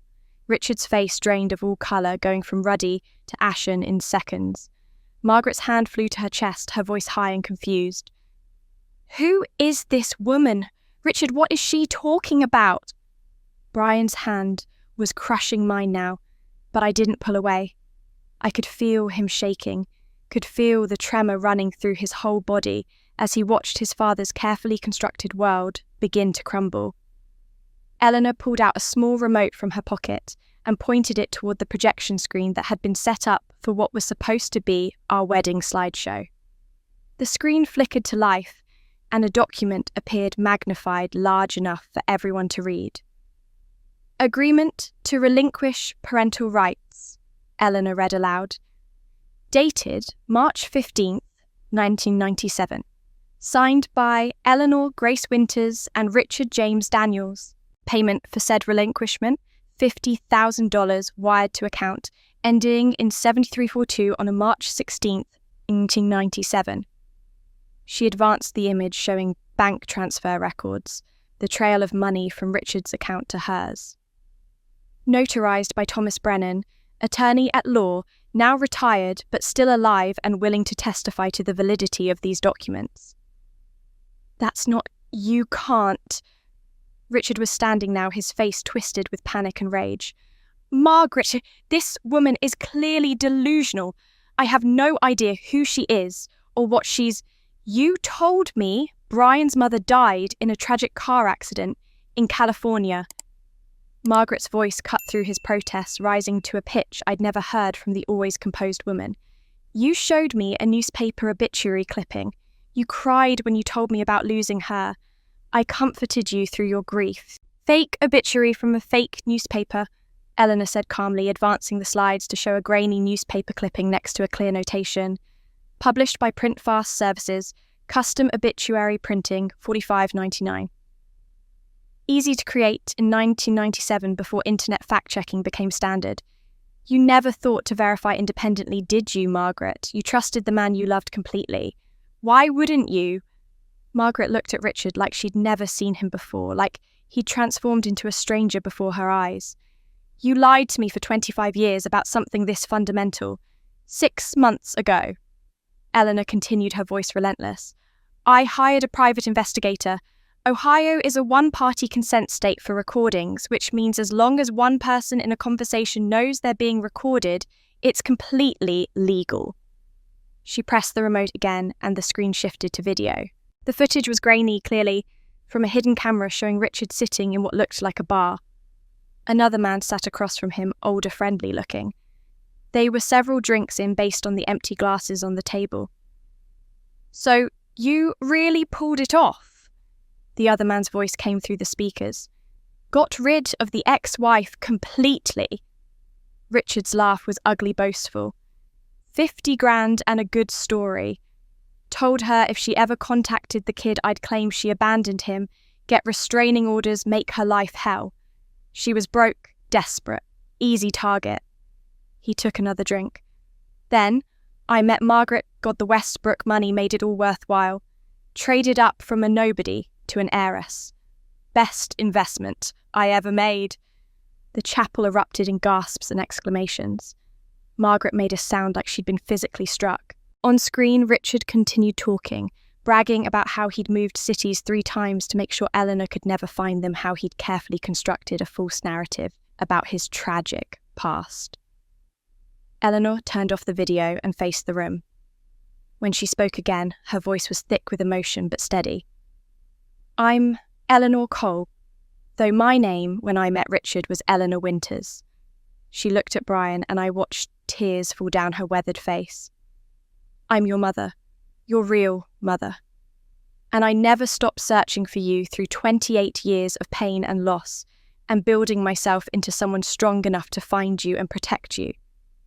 Brian made a sound I'd never heard from him before, something between a sob and a gasp. His knees buckled slightly and I wrapped my arm around his waist, holding him up, the way he'd held me up during my testimony. Eleanor turned back to Margaret and her voice softened. "You raised my son with genuine love and care, Margaret.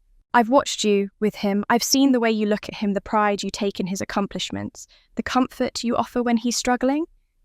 You're not the villain in this story. You were deceived, just like Brian was.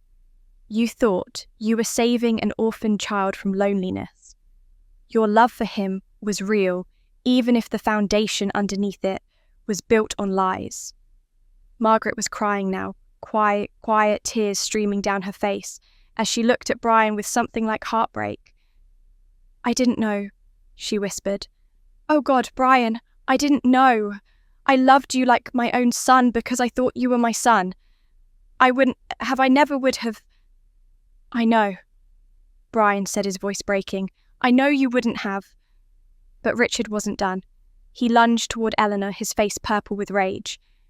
"You have no right. You gave him up. You took the money and you signed the papers and you gave up every right to... You threatened me." Eleanor's voice cracked like a whip. "You told me if I ever tried to see him, you'd claim I abandoned him. You had lawyers and money and connections. I had a minimum wage job and a studio apartment. You made sure I had no choice, and then you convinced your new wife and your son that I was dead, so they'd never question, never look, never wonder." She turned to face the entire chapel, addressing everyone now. 2 families built on lies and betrayal. 2 men who chose their own comfort over the truth. 2 women who raised children in the shadow of secrets that poisoned everything. Her eyes found mine across the room. And 2 children who deserved so much better than what they got. The silence that followed was absolute. Richard stood frozen, his face still purple. Trapped between fight and flight, Margaret wept quietly into her hands. My parents sat like statues on the other side of the aisle, their own exposure still fresh, now watching another family implode the same way theirs had. 2 families, 2 decades of lies, and the truth was burning everything to ash. The ash was still falling when Vanessa moved. She stood abruptly, her white dress wrinkled and stained with tears, mascara streaked down her face like war paint, applied by a losing army. She didn't look at anyone, didn't try to explain or defend or apologize. She simply bolted for the exit, her heels clicking frantically against the marble floor as she ran. I watched her stumble down the chapel steps, catching herself on the railing at the last moment before she would have fallen. The two women from my mother's church group who'd been comforting her earlier moved to follow, but stopped at the doorway. One of them glanced back at my mother with an expression that was equal parts pity and condemnation. Then they both left without another word. Former friends who would no longer answer calls. Former confidants who would cross the street rather than face her in public. The social destruction had begun. My parents remained frozen in their pew, but guests were converging on them now, voices overlapping in accusation and disbelief. How could you do that to your own daughter? Drugging someone is a felony. 30 years of lies. My mother tried to respond, her mouth opening and closing words forming that no one wanted to hear. My father sat with his hands gripping his knees, staring straight ahead like if he didn't acknowledge the accusations they might disappear. But it was the exodus that told the real story. People were standing, gathering their things, moving toward the exits in clusters. Some cast sympathetic glances my way. The librarian who'd defended me earlier gave me a small nod of support before leaving. But others looked overwhelmed, traumatized by witnessing the public dismantling of two families desperate to escape the suffocating atmosphere of revealed secrets and shattered illusions. On the groom's side, Richard suddenly stood.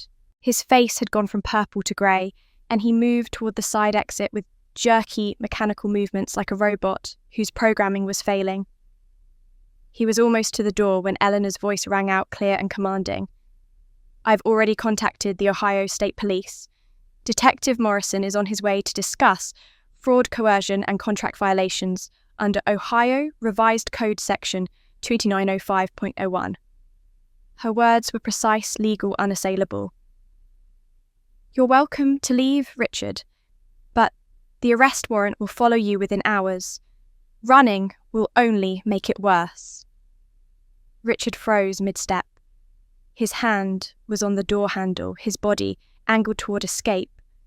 But Eleanor's words pinned him in place like a specimen mounted for study. For a long moment he stood there, wavering between flight and resignation. Then his shoulders sagged and he turned back, walking slowly to his pew and sitting down heavily. His hands came up to cover his face, and his whole body seemed to collapse inward.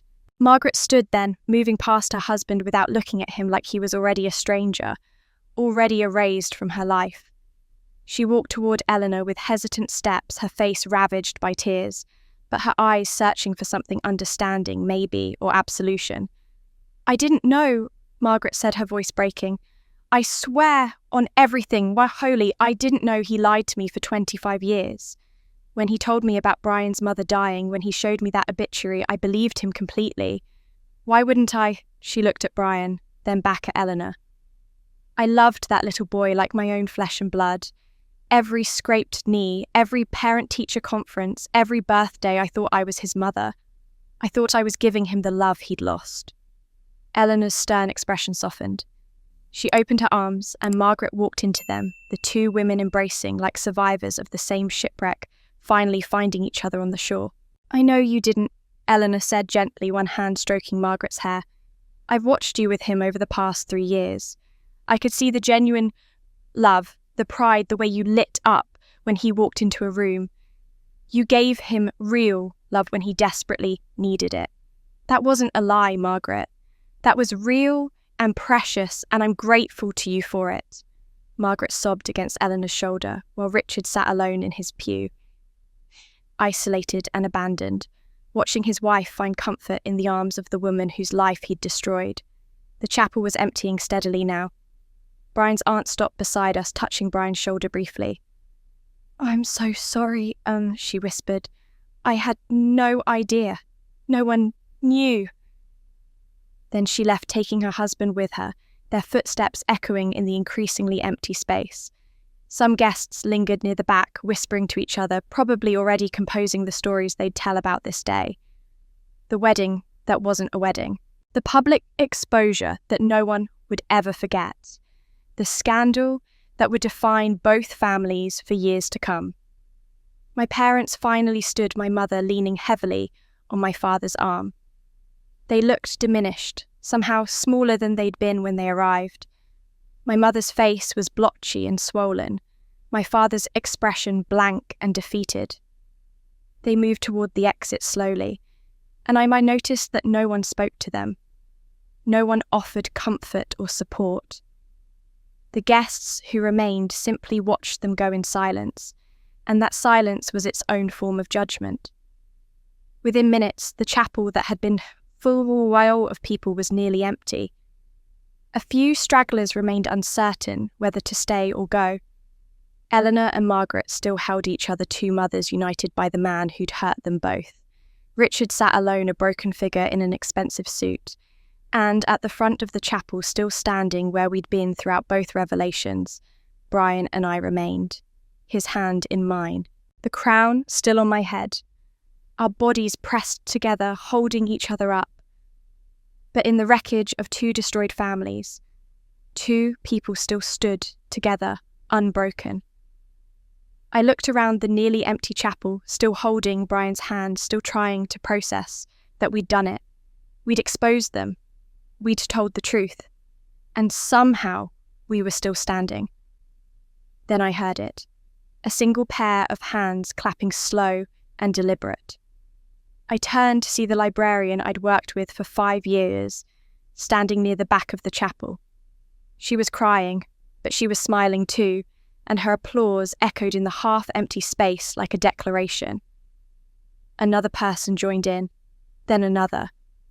Within moments, the dozen or so people who'd remained the ones who'd stayed, not out of morbid curiosity, but out of genuine support, were applauding. Not the polite golf clap of a conventional ceremony, but real applause, the kind that comes from witnessing something true and difficult and brave. Brian's aunt called out from her seat, "Get married already! Don't let those bastards take this from you too!"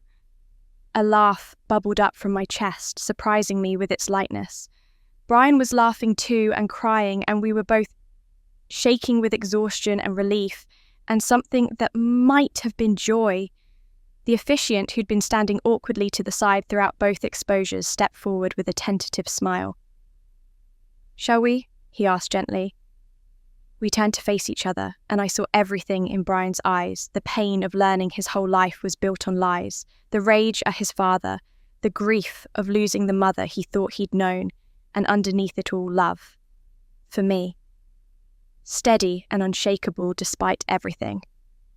He took both my hands in his, and when he spoke, his voice was stronger than I'd heard it all day. "Amber, I'm standing here knowing that we both came from broken families, built on terrible lies and deep pain. We were both told we were worthless in different ways. We were both taught that love had conditions and prices. But somehow, impossibly, we found each other." Tears were streaming down my face, but I didn't wipe them away. I needed to hear this. "I marry you today, not because everything is perfect, not because we figured everything out, but because I know that together with honesty and courage and the refusal to accept the lies we were fed, we'll build something true and whole and beautiful, something that can't be taken away because it's built on truth instead of lies." His voice broke. "I marry you because you're the strongest person I've ever met, and I want to spend my life being strong enough to deserve you." The officiant turned to me, and I realised I was supposed to speak. I'd written vows weeks ago, traditional promises about love and honour and sickness and health, but those vows were for a different wedding, a different Amber who still believed in keeping the peace and accepting scraps of affection. "I marry you," I said, my voice steady despite the tears, "because you saw my worth when I was invisible to everyone who should have loved me unconditionally. You saw me bald and broken and still called me beautiful. You stood beside me when I chose truth over silence, exposure over peace, justice over acceptance." I squeezed his hands. "I spent 33 years making myself small so other people could be comfortable. You taught me that I was allowed to take up space, that I was allowed to be seen, that I was allowed to demand better." My voice dropped to a whisper. "I marry you because you taught me that I was allowed to exist. From the front pew, I heard a sob. Eleanor sat there with Margaret beside her, the two women who'd both loved Brian in their own ways, both wounded by the same man's cruelty. Eleanor's weathered face was wet with tears. Her hand pressed to her mouth, and I saw her lips form words I could barely hear. My boy. My Danny boy. The officiant was crying too now. Half the remaining guests were crying. But they were also smiling, leaning forward, invested in this moment in a way that felt sacred despite everything that had preceded it. By the power vested in me by the state of Ohio, the officiant said, his voice thick with emotion, and in the presence of these witnesses who have seen the absolute worst and chosen to stay for the absolute best, I now pronounce you husband and wife. He smiled through his tears. You may kiss your bride. Brian pulled me close, one hand cupping the back of my bare head, his fingers gentle against my scalp where the crown rested. My beautiful bride, he whispered. My strong, brave, beautiful bride. And then he kissed me, and the small crowd erupted in applause and cheers, and the kind of celebration that comes from witnessing something real triumph over something false. The kiss was salty with tears, and desperate with relief, and full of promise for a future we'd build ourselves away from the families that had tried to break us. When we pulled apart, I was smiling so hard my face hurt. Brian was grinning too, and Eleanor was standing now, applauding with everyone else, her face radiating a joy so profound it transformed her. Margaret applauded beside her genuine happiness, mixed with her grief, celebrating the son she'd loved, even if the foundation had been lies. We walked back down the aisle together, husband and wife, past the empty pews where our families should have been but weren't, past the judgmental whispers that had been replaced with supportive cheers, past everything we'd been and toward everything we would become. The crown caught the light with every step, throwing diamonds across the walls like stars, and I'd never felt more beautiful or more powerful or more completely, perfectly myself. And when we kissed, two people who'd been told they were worthless finally came home to themselves. 3 months after that kiss, after that moment of coming home to ourselves, we moved to Columbus and started building something that resembled a life. Not the life I had imagined when I was a lonely librarian, dreaming of a quiet wedding, but something stranger and more complicated and infinitely more real. Eleanor found us the apartment building. It was a renovated brick warehouse in the Short North District, converted into loft-style units with tall windows and exposed beams. She took the ground floor unit, citing her age and not wanting to climb stairs. Brian and I took the third floor with its view of the downtown skyline. The second floor unit stayed empty for the first month until Eleanor looked at us over Sunday dinner and said, "We should keep it for when Margaret visits." Margaret did visit twice so far, tentative, grief-stricken but trying. She and Eleanor talked for hours in Eleanor's apartment, while Brian and I listened to the murmur of their voices through the heating vents and marvelled at how two women who should have hated each other were instead building something that looked like friendship forged in shared survival. Eleanor's money, and there was a lot of it accumulated over 28 years of building her consulting business, funded what she insisted on calling our venture. Crown and Grace opened its doors in early September, a small boutique wedged between a coffee shop and a vintage bookstore. The space was intimate, maybe 400 square feet, with cream-coloured walls and track lighting that made everything glow. Display cases held crowns in various stages of completion: silver, gold, crystal, some ornate and elaborate, others simple and elegant. Custom crowns for women reclaiming their identities. Read the sign in the window. By appointment only. Eleanor handled the business side while I designed and created. We'd interview each client together, listening to her story, understanding what she'd survived and what she needed to feel powerful again. Then I'd sketch source materials, spend days bent over my workbench, bringing something intangible into physical form. Our first customer came to us through a referral from the cancer centre downtown. Martha was 52, a high school English teacher who'd lost her hair to chemotherapy and gained a brutal appreciation for how much identity we invest in something as simple as follicles. She sat in our consultation chair and cried while telling us about students who stared strangers, who offered unwanted prayers, a husband who couldn't look at her anymore. "I just want to feel like myself again," she whispered. "Not sick, not dying, just myself." I spent a week on her crown. Delicate silver wire formed the base shape to cup her head gently without pressure. I wove in small, clear crystals that caught light without overwhelming, creating the impression of stars scattered across a night sky. When she came in for the fitting, I placed it on her head and turned her toward the mirror. She stared at her reflection for a full minute without speaking. Then she touched the crown with trembling fingers and smiled. "I look like someone who fought a dragon and won." When she reached for her purse to pay, I shook my head. "This one's on the house. You've already paid enough." Eleanor started to protest. We were a business. We needed revenue, but I was firm. "Some crowns aren't about money." Martha hugged me before she left, whispering thank you against my shoulder, and I felt something shift in my chest. Purpose, maybe.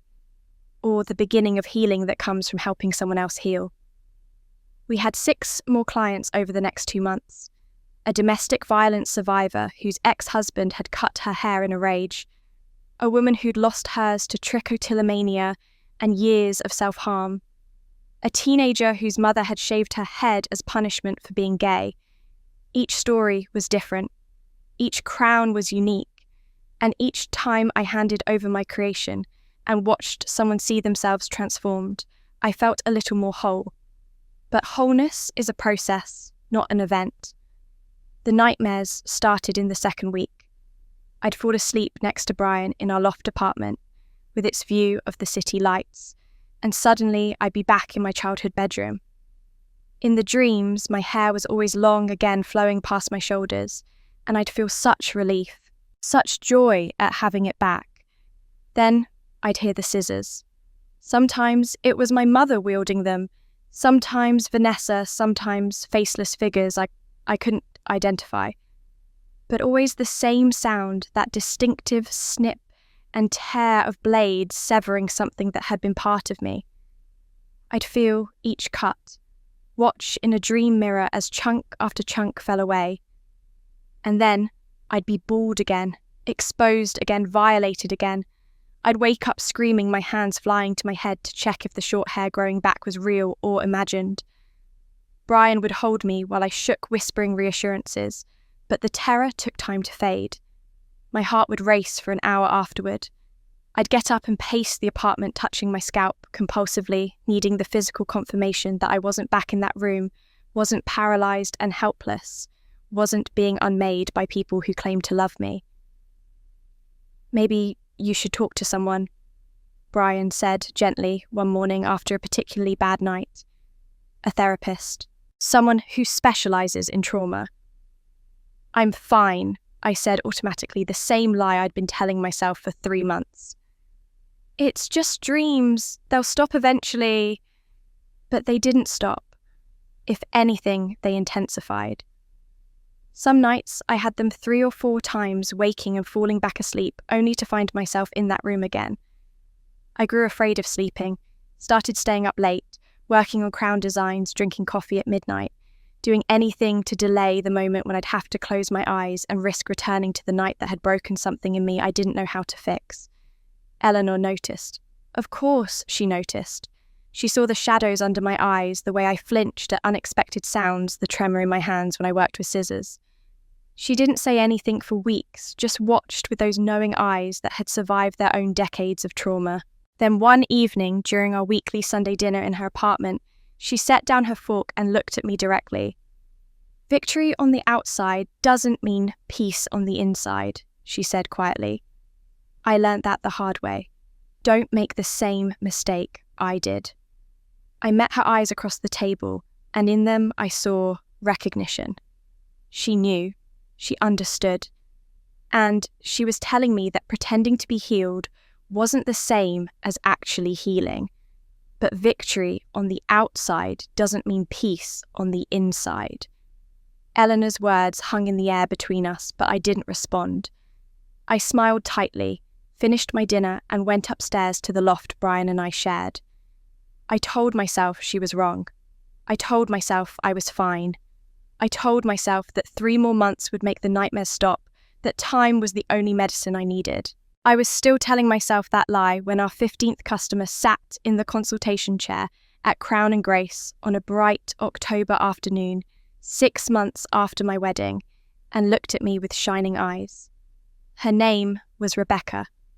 She'd left an abusive marriage 2 years ago, and her ex-husband had cut her hair in their final confrontation, holding her down in their kitchen while he hacked away with kitchen shears. She'd worn wigs since then, unable to let anyone see the choppy, uneven mess underneath. But now she was ready, she said, to reclaim herself. I'd made her a crown of intertwined bronze and copper wires, warm metals that complemented her skin tone, with small amber stones, my namesake, set at intervals. When she put it on and saw herself in the mirror, she cried. Then she turned to me with a radiance that felt almost painful to witness. "You're so incredibly strong and inspiring," she said, taking my hands in hers. "I wish I had your courage to face what happened to you so publicly, to turn your trauma into something that helps other women. You're amazing. I hope I can be half as brave as you someday." I smiled. I said thank you. I told her she was already brave for being here, for choosing to heal, for reclaiming her identity. All the right words in all the right order. And she left glowing, transformed, carrying a piece of my work that would help her feel powerful. The moment the door closed behind her, I grabbed my coat and left without telling Eleanor I was going. I walked the 3 blocks home, in a daze climbed the stairs to our 3rd floor loft, went directly to the bathroom, and collapsed on the cold tile floor. I cried so hard I couldn't breathe. Great, heaving sobs that tore through my chest and left me gasping. Because I didn't feel strong. I didn't feel inspiring. I felt like a fraud wearing a crown I didn't deserve, dispensing advice about healing when I couldn't sleep through a single night without waking up screaming. I felt broken and pretending, and so tired of holding myself together with sheer willpower that was running out drop by drop. Brian found me there 20 minutes later, curled around the base of the toilet, and held me until the crying stopped. He didn't ask what triggered it. He'd learned not to ask. There were too many triggers and not enough answers. That night, I didn't sleep at all. I lay beside Brian, listening to him breathe, watching the ceiling fan rotate in endless circles, afraid to close my eyes because I knew what waited for me in sleep. At 3 a.m, I gave up and went to stand in front of the bathroom mirror, something I'd been doing more and more frequently. My hair had grown back.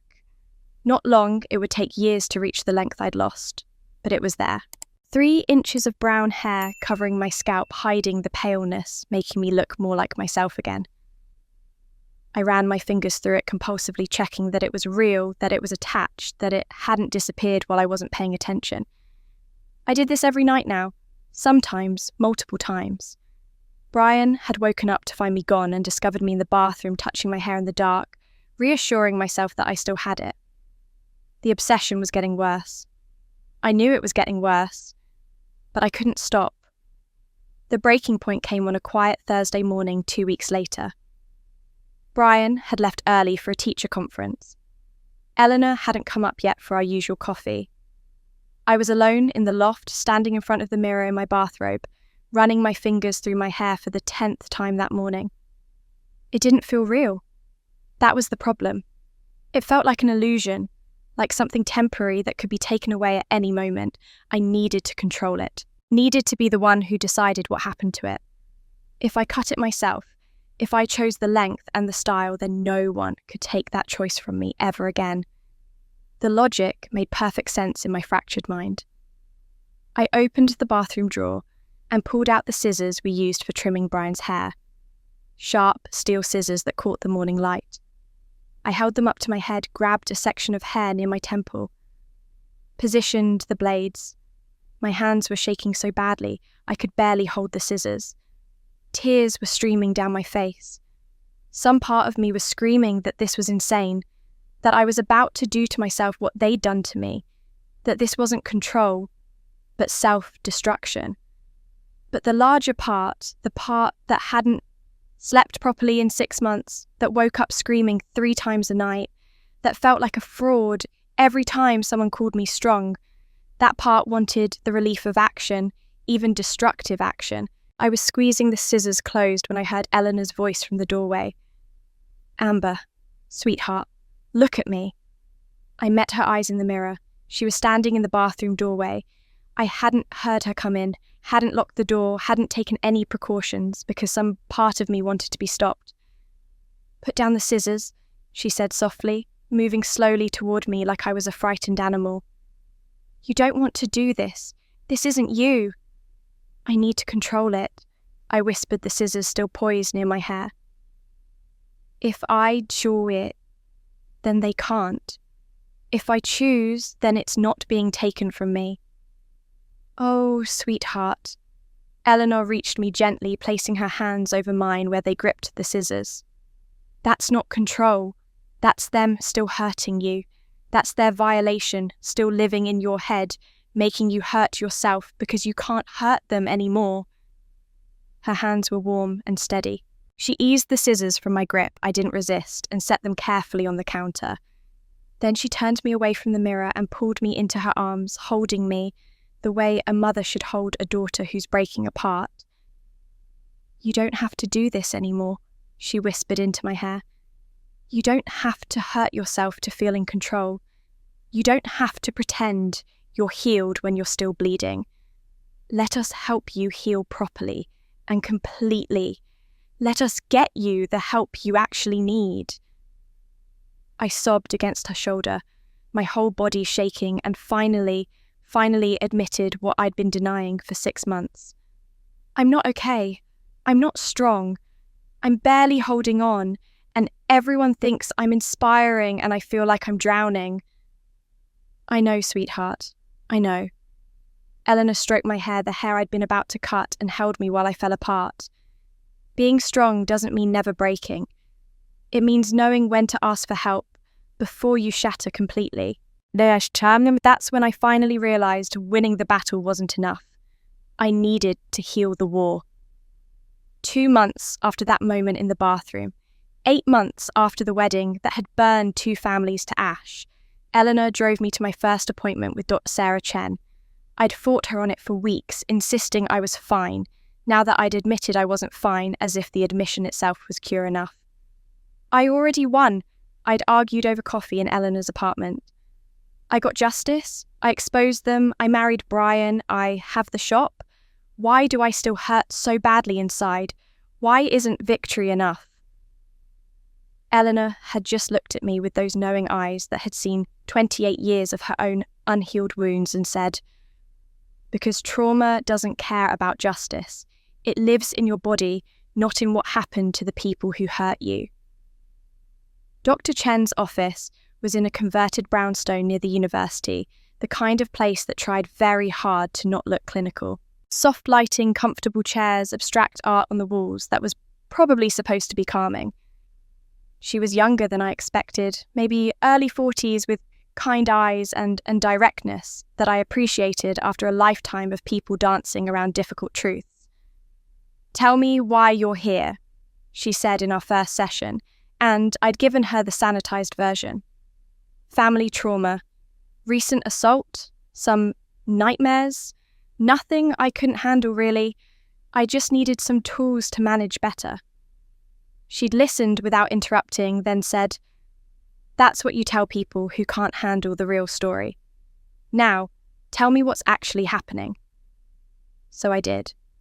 I told her about the nightmares, the obsessive checking, standing in front of the mirror at 3 a.m, touching my hair to make sure it was real.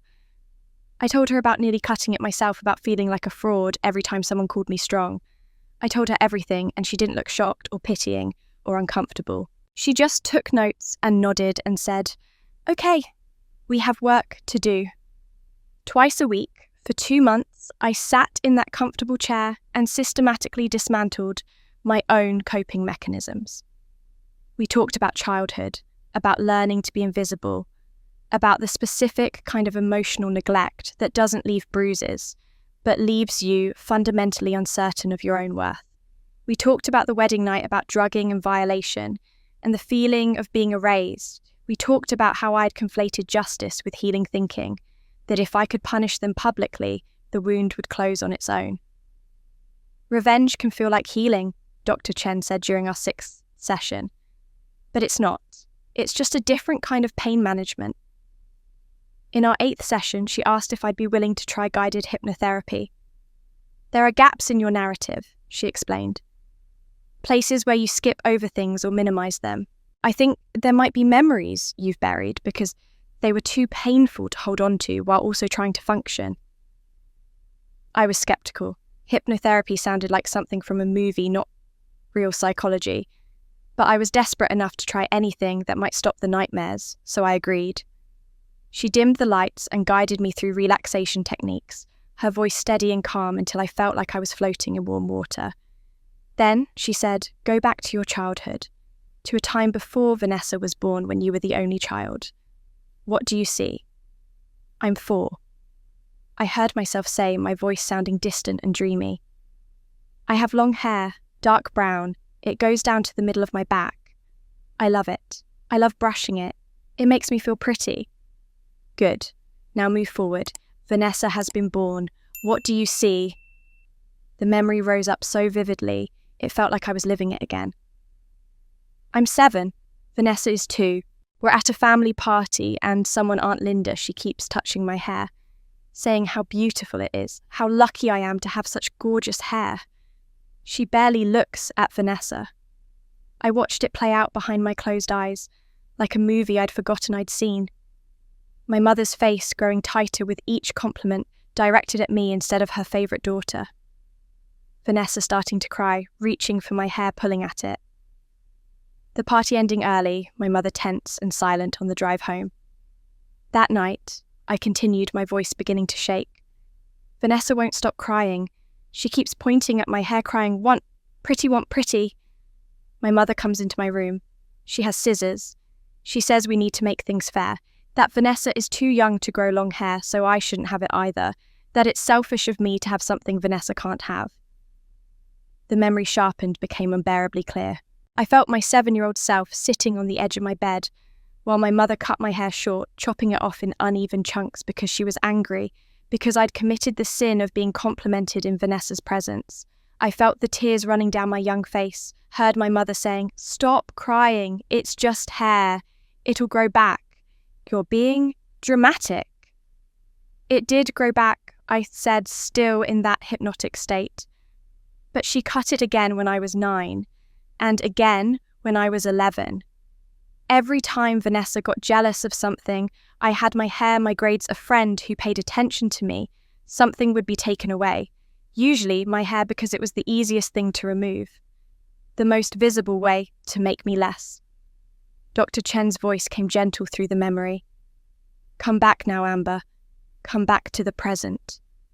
I opened my eyes and found my face wet with tears. I didn't remember crying. The room felt too bright, too real after the vividness of the memory. This wasn't the first time, I whispered, the realization hitting me like a physical blow. The night before my wedding wasn't the first time they cut my hair to please Vanessa. It wasn't even the second time. It was just the one I finally couldn't forget or minimize anymore. My voice broke. It's been happening my entire life in different ways. They've been erasing me bit by bit since I was 7 years old, and I taught myself to accept it, to forget, to pretend it didn't matter. Dr. Chen leaned forward. You survived by forgetting. That's not weakness, Amber. That's how children survive impossible situations. But you're not a child anymore. Now you can remember and process and heal. I looked at her through my tears. The mirror never lied to me. I just taught myself to stop looking. The mirror revelation sat with me for days after that session, heavy and uncomfortable, but somehow clarifying like a bone that had healed wrong and finally been reset. In my next appointment with Dr. Chen, she shifted our focus in a way I wasn't expecting. "Let's talk about mothers," she said, settling into her chair with her ever-present notepad. "All the mother figures throughout your life and what each one taught you. Not just your birth mother, but everyone who played that role or should have played it." I stared at her, momentarily thrown. That's a strange topic. Is it, you're a woman who was failed by the person who should have protected you most? Understanding that relationship and all the relationships that tried to fill that void is crucial to healing. She tilted her head. "So, mothers. Tell me about them." I thought for a long moment, and then the words started flowing in a way they hadn't before. "I had 3 mothers in my life," I said, slowly testing the truth of it as I spoke. My birth mother, Sarah, who I always thought just loved Vanessa more. But now I understand she secretly resented me. I was the reminder of what her life was before the affair, before the betrayal, before everything got complicated. I was the before, and Vanessa was the consequence of the after. Every time Sarah looked at me, she saw what she'd lost. Dr. Chen nodded, making notes. And the second mother, Eleanor. Just saying her name made my throat tight. Eleanor, who saved me when I was most broken, who gave me a crown when I felt like nothing, who revealed herself and destroyed her ex-husband to protect me and Brian. She's the mother I always needed but never had. I paused, but the strangest thing is that she wasn't even there for most of my life. She was 3 houses down, watching, waiting, being kind when she could, and somehow that kindness mattered more than 33 years of my actual mother's reluctant obligation. And the third, I hadn't fully articulated this thought before, even to myself, but as soon as Dr. Chen asked, I knew the answer. Myself. I had to learn to mother my own wounded inner child, because no one else was going to do it. I had to learn to give myself the compassion and protection and unconditional acceptance that should have been given freely but never was. My voice cracked. I'm still learning. I'm not very good at it yet. You're better than you think, Dr. Chen said gently. Coming here doing this work, that's you mothering yourself. That's you saying I deserve to heal when you could have just stayed in survival mode forever. The session left me thinking about Margaret Bryan's stepmother, who'd occupied such a strange space in our story. She'd been both victim and participant, both mother and deceived wife, both loving and built on lies. Brian had spoken to her a few times since the wedding brief phone calls that left him emotionally exhausted. But I hadn't seen her since that day in the chapel when she'd embraced Eleanor and wept. 2 weeks later, I asked Brian for her address. Margaret lived in a modest apartment in a complex on the east side of Columbus, a significant downgrade from the house she'd shared with Richard before their divorce. When she opened the door, I barely recognised her. She'd lost weight, aged in a way that had nothing to do with time, and everything to do with grief. Her hair was greyer, her face more lined, her eyes carrying a sadness that seemed permanent. "Amber," she said, her voice uncertain. "I didn't expect Brian didn't tell me you were coming." "He doesn't know," I admitted. "I needed to do this on my own." She invited me in with shaking hands. The apartment was small but tidy, decorated with photos of Brian at various ages, lies, all the memories of she'd built that were now tainted by the knowledge of how they'd begun. We sat in her living room with tea. Neither of us drank the silence stretching between us like a chasm. Finally, Margaret spoke. "I raised him with genuine love for 25 years. Every scraped knee I bandaged, every school play I attended, every proud moment and difficult conversation, all of it was real to me." Her voice broke. "But everything was built on lies I never knew existed. Richard showed me that obituary, told me about the tragic accident, and I believed him, because why wouldn't I? I thought I was giving a motherless child the love he'd lost. I thought I was doing something good. Tears were streaming down her face now. Can you ever forgive me for being blind, for not questioning, for not digging deeper, for not somehow knowing that the foundation was rotten, even though it felt solid? I set down my untouched tea and moved to sit beside her on the sofa. Margaret, you gave him unconditional love and stability when he desperately needed both. You went to his soccer games and helped him with homework and made him feel safe and valued. That love wasn't a lie. That love was real and it saved him. But Richard lied to everyone. To you, to Brian, to Eleanor, probably to himself. His lies don't retroactively erase the truth of what you gave Brian. You were his mother in every way that mattered. You still are if you want to be. I took her hand. Eleanor knows that. Brian knows that. And I know it too. Thank you for loving him when his real mother couldn't be there to do it. Margaret sobbed against my shoulder, and I held her the way Eleanor had held me, in that bathroom when I'd been about to hurt myself. We sat like that for a long time, two women, connected by loving the same man in different ways, both trying to figure out how to move forward when the past had been revealed as something other than what we'd believed. When I finally left her apartment that afternoon, something had shifted in my chest. Some weight I hadn't known I was carrying had lightened, because I'd given Margaret what I'd needed to give her, not absolution for something that wasn't her fault, but recognition that love could be real even when it was built on someone else's lies. Forgiveness isn't about erasing or forgetting the past. It's about consciously choosing who we become, despite it. I spent the next 8 months learning to choose who I was becoming. Therapy continued twice a week, then once a week, then every other week. As Dr. Chen and I worked through layers of trauma and defense mechanisms and learned patterns. Crown and Grace thrived, each custom piece, a meditation on transformation and reclaiming power. My hair grew past my shoulders again long enough to pull back or braid, but I found I often left it down now, not hiding, just existing without the hypervigilance that had consumed me for so long. Brian and I found rhythms that worked.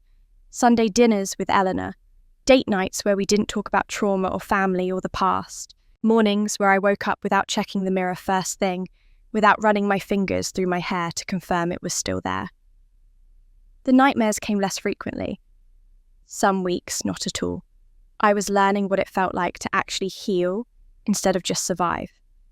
Then 18 months after the wedding that had exposed 2 families and married 2 wounded people, a registered letter arrived at our loft, addressed to me in official hospital letterhead.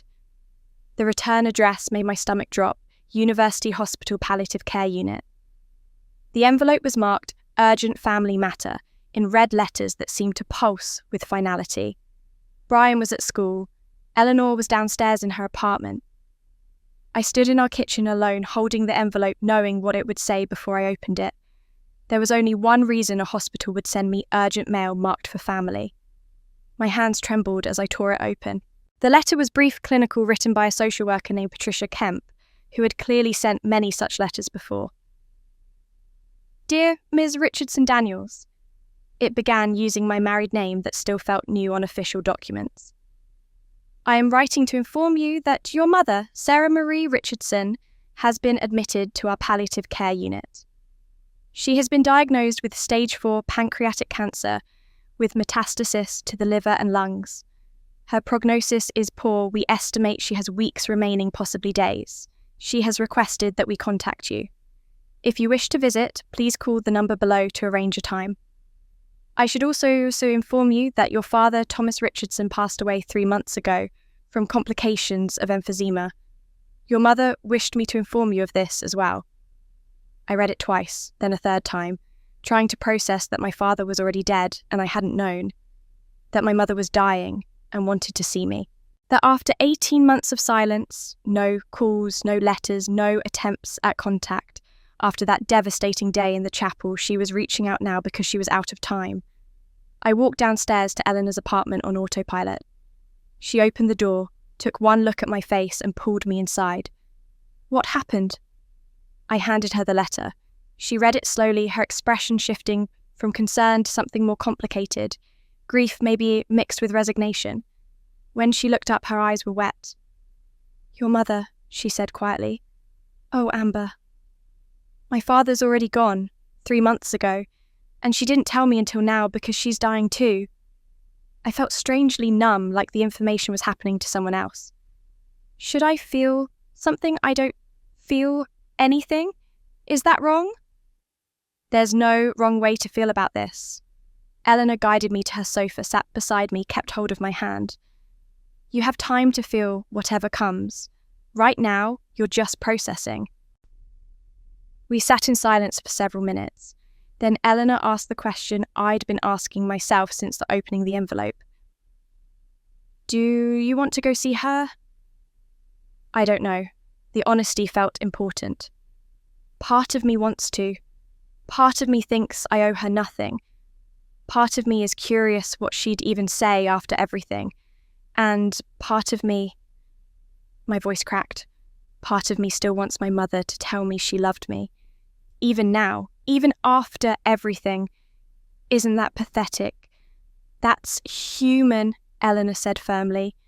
Wanting your mother's love isn't pathetic. It's one of the most fundamental human needs. The fact that she failed to give it freely doesn't make you weak for still wanting it. I leaned against her shoulder, this woman who'd become the mother I needed. If I go, do you want to come with me for moral support and protection? Eleanor was quiet for a long moment, stroking my hair the way mothers do. Then she said, I would come in a heartbeat if you asked, but I don't think you need me to, and I think this is something you need to do completely alone. I sat up, looked at her. Really? Sweetheart, you've spent the last year learning to mother yourself, learning to give yourself compassion and set boundaries and recognize your own worth without needing external validation. If you go see your mother, you need to do it from that place of strength, not from a place of needing protection. She cupped my face gently. You've already been given everything you needed: strength, love, and proof that you're worthy. Not from her, but from yourself and from the people who genuinely love you. Now you get to face her on your own terms as the woman you've become, not the girl she tried to erase. Tears spilled down my face. What if I can't forgive her? Then you don't. Forgiveness isn't mandatory, Amber. You can witness her death without absolving her. You can offer compassion without forgetting what she did. You get to decide what this goodbye looks like. Eleanor pulled me into a tight embrace. I'm so incredibly proud of the strong, compassionate woman you've become. You survived something that would have broken many people, and you chose to heal instead of staying broken. That's extraordinary. Call me any time, she continued, pulling back to look at me directly. Day or night, if you need to leave, if it's too much, if you just need to hear my voice, call me. I'll be here. I nodded, unable to speak past the lump in my throat. We sat together for another hour, Eleanor holding me, while I processed that my parents were dying or already dead, that the family that had wounded me so deeply was dissolving, that I was being offered one final chance to face the woman who'd given birth to me, but never truly seen me. That evening I called the hospital and scheduled a visit for the following week. I needed time to prepare to talk to Dr. Chen to shore up my defences and remind myself that I was no longer the invisible daughter, desperate for scraps of approval. I packed a small bag, made arrangements for Brian to cover the shop, sat with my growing hair in the mirror and practiced saying the words I might need to say or hear. I didn't know if I could truly forgive her. I just knew I had to face her one final time. The drive back to my hometown took 3 hours, and I spent every minute of it reminding myself that I was no longer the woman who'd fled from that house 18 months ago with a shaved head and bleeding hands. I was someone different now, someone stronger, someone who'd learned to mother herself. The hospice facility was attached to the small county hospital where I'd gotten stitches as a child, where Vanessa had been treated for a broken arm when she was 9. The walls were the same institutional beige, but the palliative care wing tried for warmth with soft lighting and watercolour paintings of pastoral scenes that probably meant nothing to the people dying beneath them. A nurse named Rebecca led me to my mother's room. "She's been in and out of consciousness," she warned gently. "The morphine helps with pain but makes her drowsy. She may not recognise you immediately." But when I walked through this door, my mother's eyes opened and found mine instantly. There was no confusion, no morphine haze strong enough to erase the recognition of her own daughter.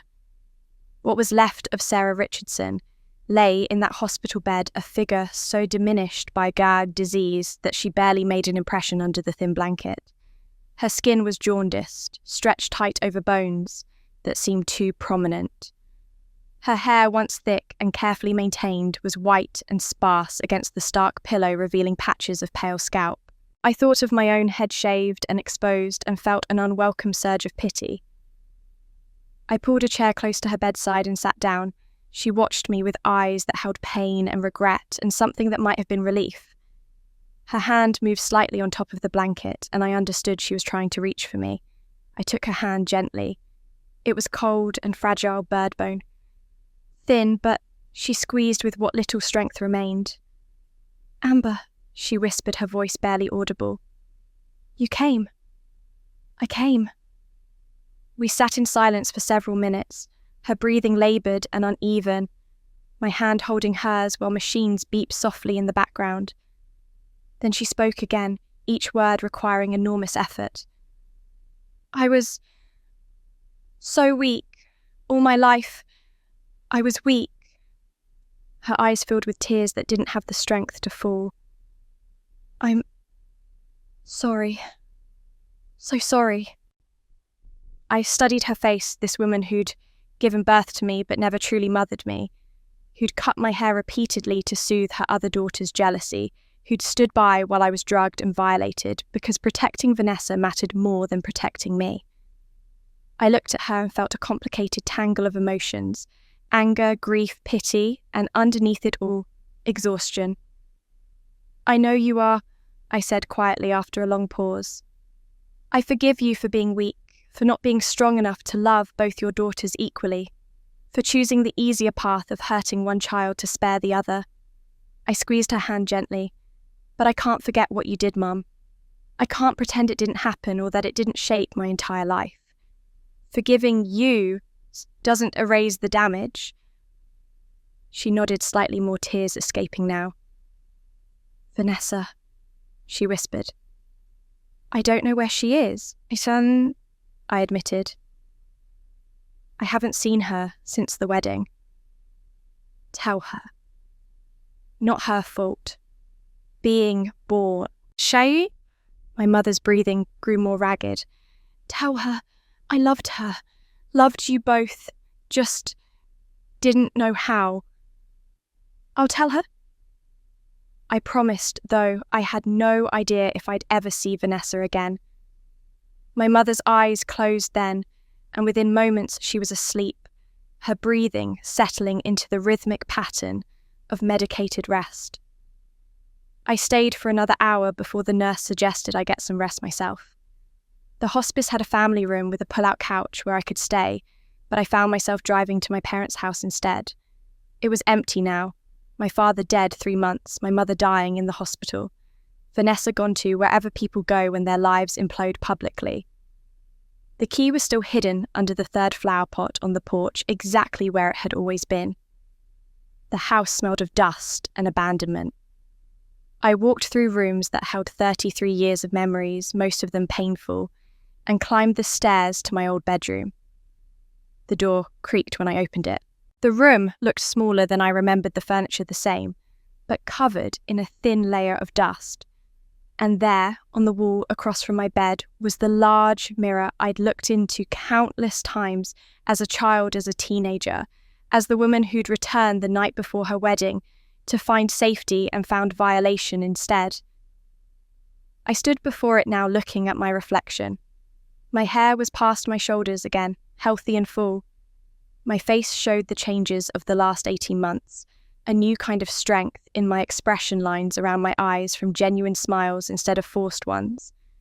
I was wearing the crown, the diamond crown Eleanor had given me. I'd brought it with me, packed it carefully, unsure why I needed it, but knowing that I did.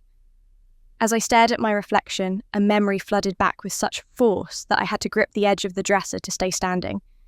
Not the recovered memory from therapy, but the lived experience of it. I saw myself at 7 years old, standing in this exact spot, crying, as long brown hair lay scattered on the floor around my feet like fallen autumn leaves.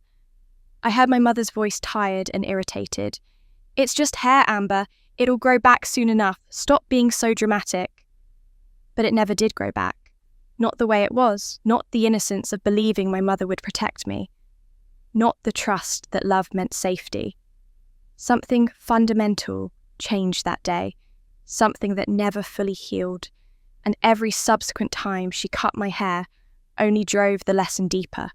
I was the expendable one, the one whose needs could be sacrificed to keep peace, the one who mattered less. I stayed in that house for 3 days, sleeping fitfully in my old room, spending hours at the hospice sitting beside my mother's bed while she drifted in and out of consciousness. We didn't talk much. There wasn't much left to say, but I held her hand, wiped her forehead with a cool cloth called nurses when she needed more medication. On the third night, her breathing changed. The nurse called it the death rattle, explained it meant hours or minutes rather than days.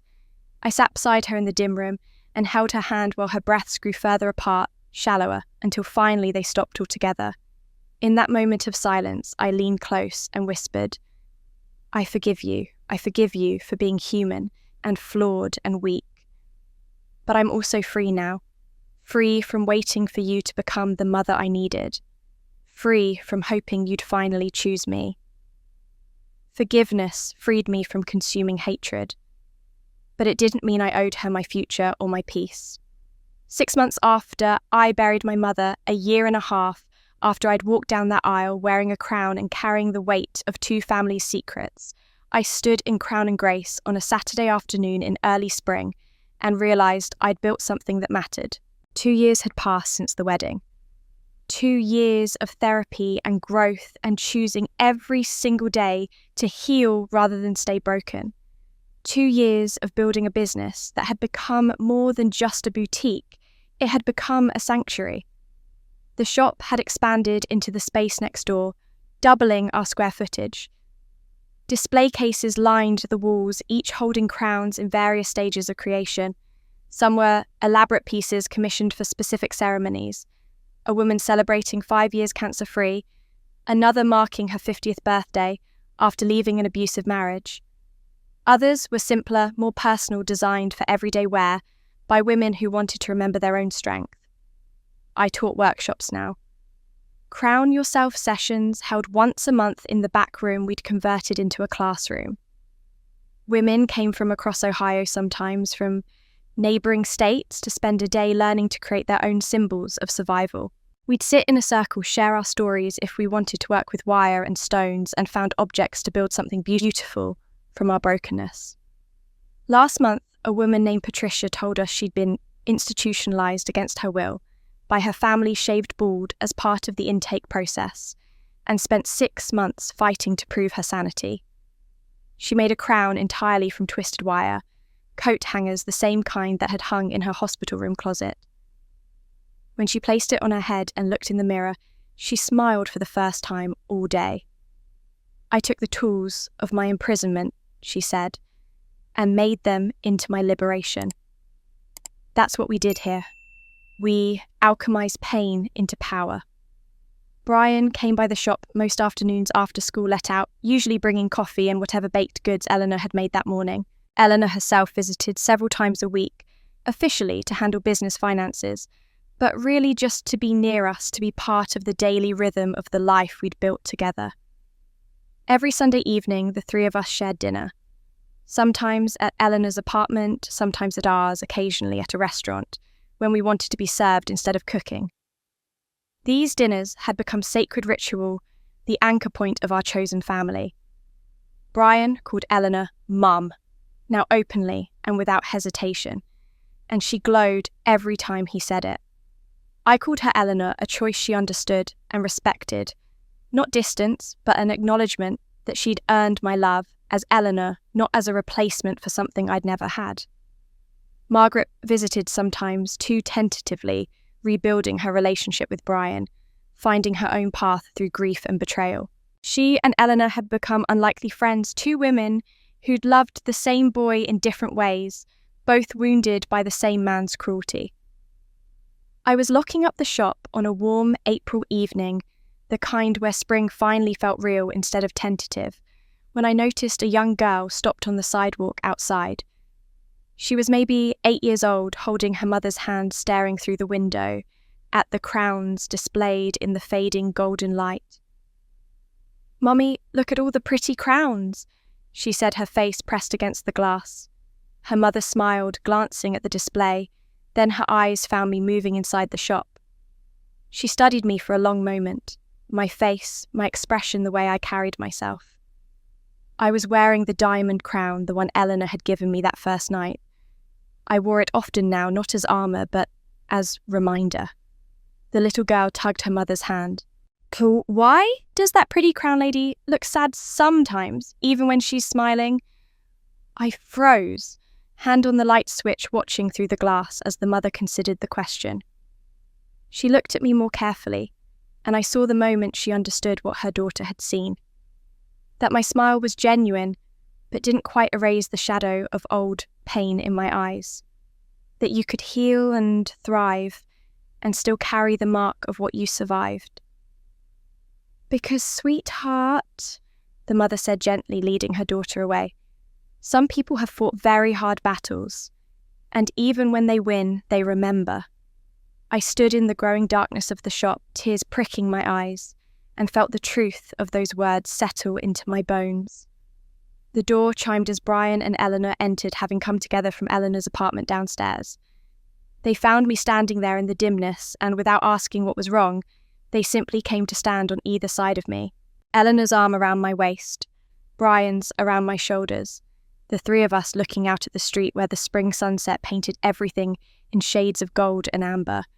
Behind us, hundreds of crowns caught the fading light, throwing rainbow prisms across the walls like captured stars. Each crown represented a story, a survival, a woman who'd chosen to rise after being pushed down. And in that moment, surrounded by symbols of collective strength and the two people who'd helped me build this from nothing, I felt something close to peace. People often ask me if I regret forgiving them, if I regret not pursuing harsher justice through the legal system. The truth, I don't know. Some days I feel completely free and light, unburdened by the past. Some days I still feel the crushing weight of that night pressing down, still wake up reaching for my hair to make sure it's real, still catch myself in the mirror and see the 7-year-old crying on the floor. But I learnt something precious through all of this. They tried to destroy me by taking away my family, by cutting off my hair, by making me feel worthless and invisible. Instead, they accidentally gave me the family I consciously chose. They forced me to rebuild myself from nothing, and in that rebuilding, I found Eleanor and kept Brian, and learned to mother myself with the compassion I'd never received. And that crown, the $300,000 symbol of Eleanor's love and her own survival, it was never just mine alone. It belonged to all three of us who'd survived our family's cruelty and chosen love anyway. Brian, who'd discovered his whole identity, was built on lies and chose truth. Eleanor, who'd lost her son and spent 28 years becoming strong enough to find him again. And me, who'd been rendered invisible and chose to be seen. We stood together in the shop's doorway as the sun set over Columbus. 3 people bound not by blood or obligation, but by conscious choice and mutual survival. And I wore my crown like what it was, not a prize for winning, but a testament to enduring. We rose from the ashes of 2 broken families built on decades of lies. And we built something that could never be taken away: the truth, the love we chose, and the crowns we earned through surviving. If this story touched your heart, if Amber's journey from invisible daughter to crowned survivor resonated with you, I need you to do something for me right now. Hit that subscribe button. Not just because it helps the channel, but because stories like this need to be heard. Stories about women who refuse to stay broken.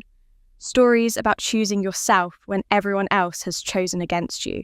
Stories about the kind of strength that doesn't come from never falling down, but from getting back up, wearing a crown made from your own resilience. Drop a comment below and tell me what part of Amber's story hit you hardest. Was it the moment she walked into that chapel bald and crowned? Was it Eleanor revealing herself as Brian's real mother? Was it that heartbreaking realization that her mother had been cutting her hair since she was 7 years old? Or maybe it was the ending, that bittersweet truth that healing doesn't mean forgetting that you can thrive and still carry scars. I read every single comment, and your stories, your reflections, your own experiences with toxic families and chosen families matter just as much as Amber's. And if you know someone who needs to hear this, someone who's been made to feel invisible or worthless by the people who should have loved them most, share this video. Because sometimes the most powerful thing we can do is remind each other that we're not alone in our pain and we're not alone in our healing. You survived your story too, and that makes you stronger than you know. Thank you for listening to Amber's journey. Thank you for being here. And remember, some crowns aren't given. They're earned through the courage it takes to choose yourself. I'll see you in the next story.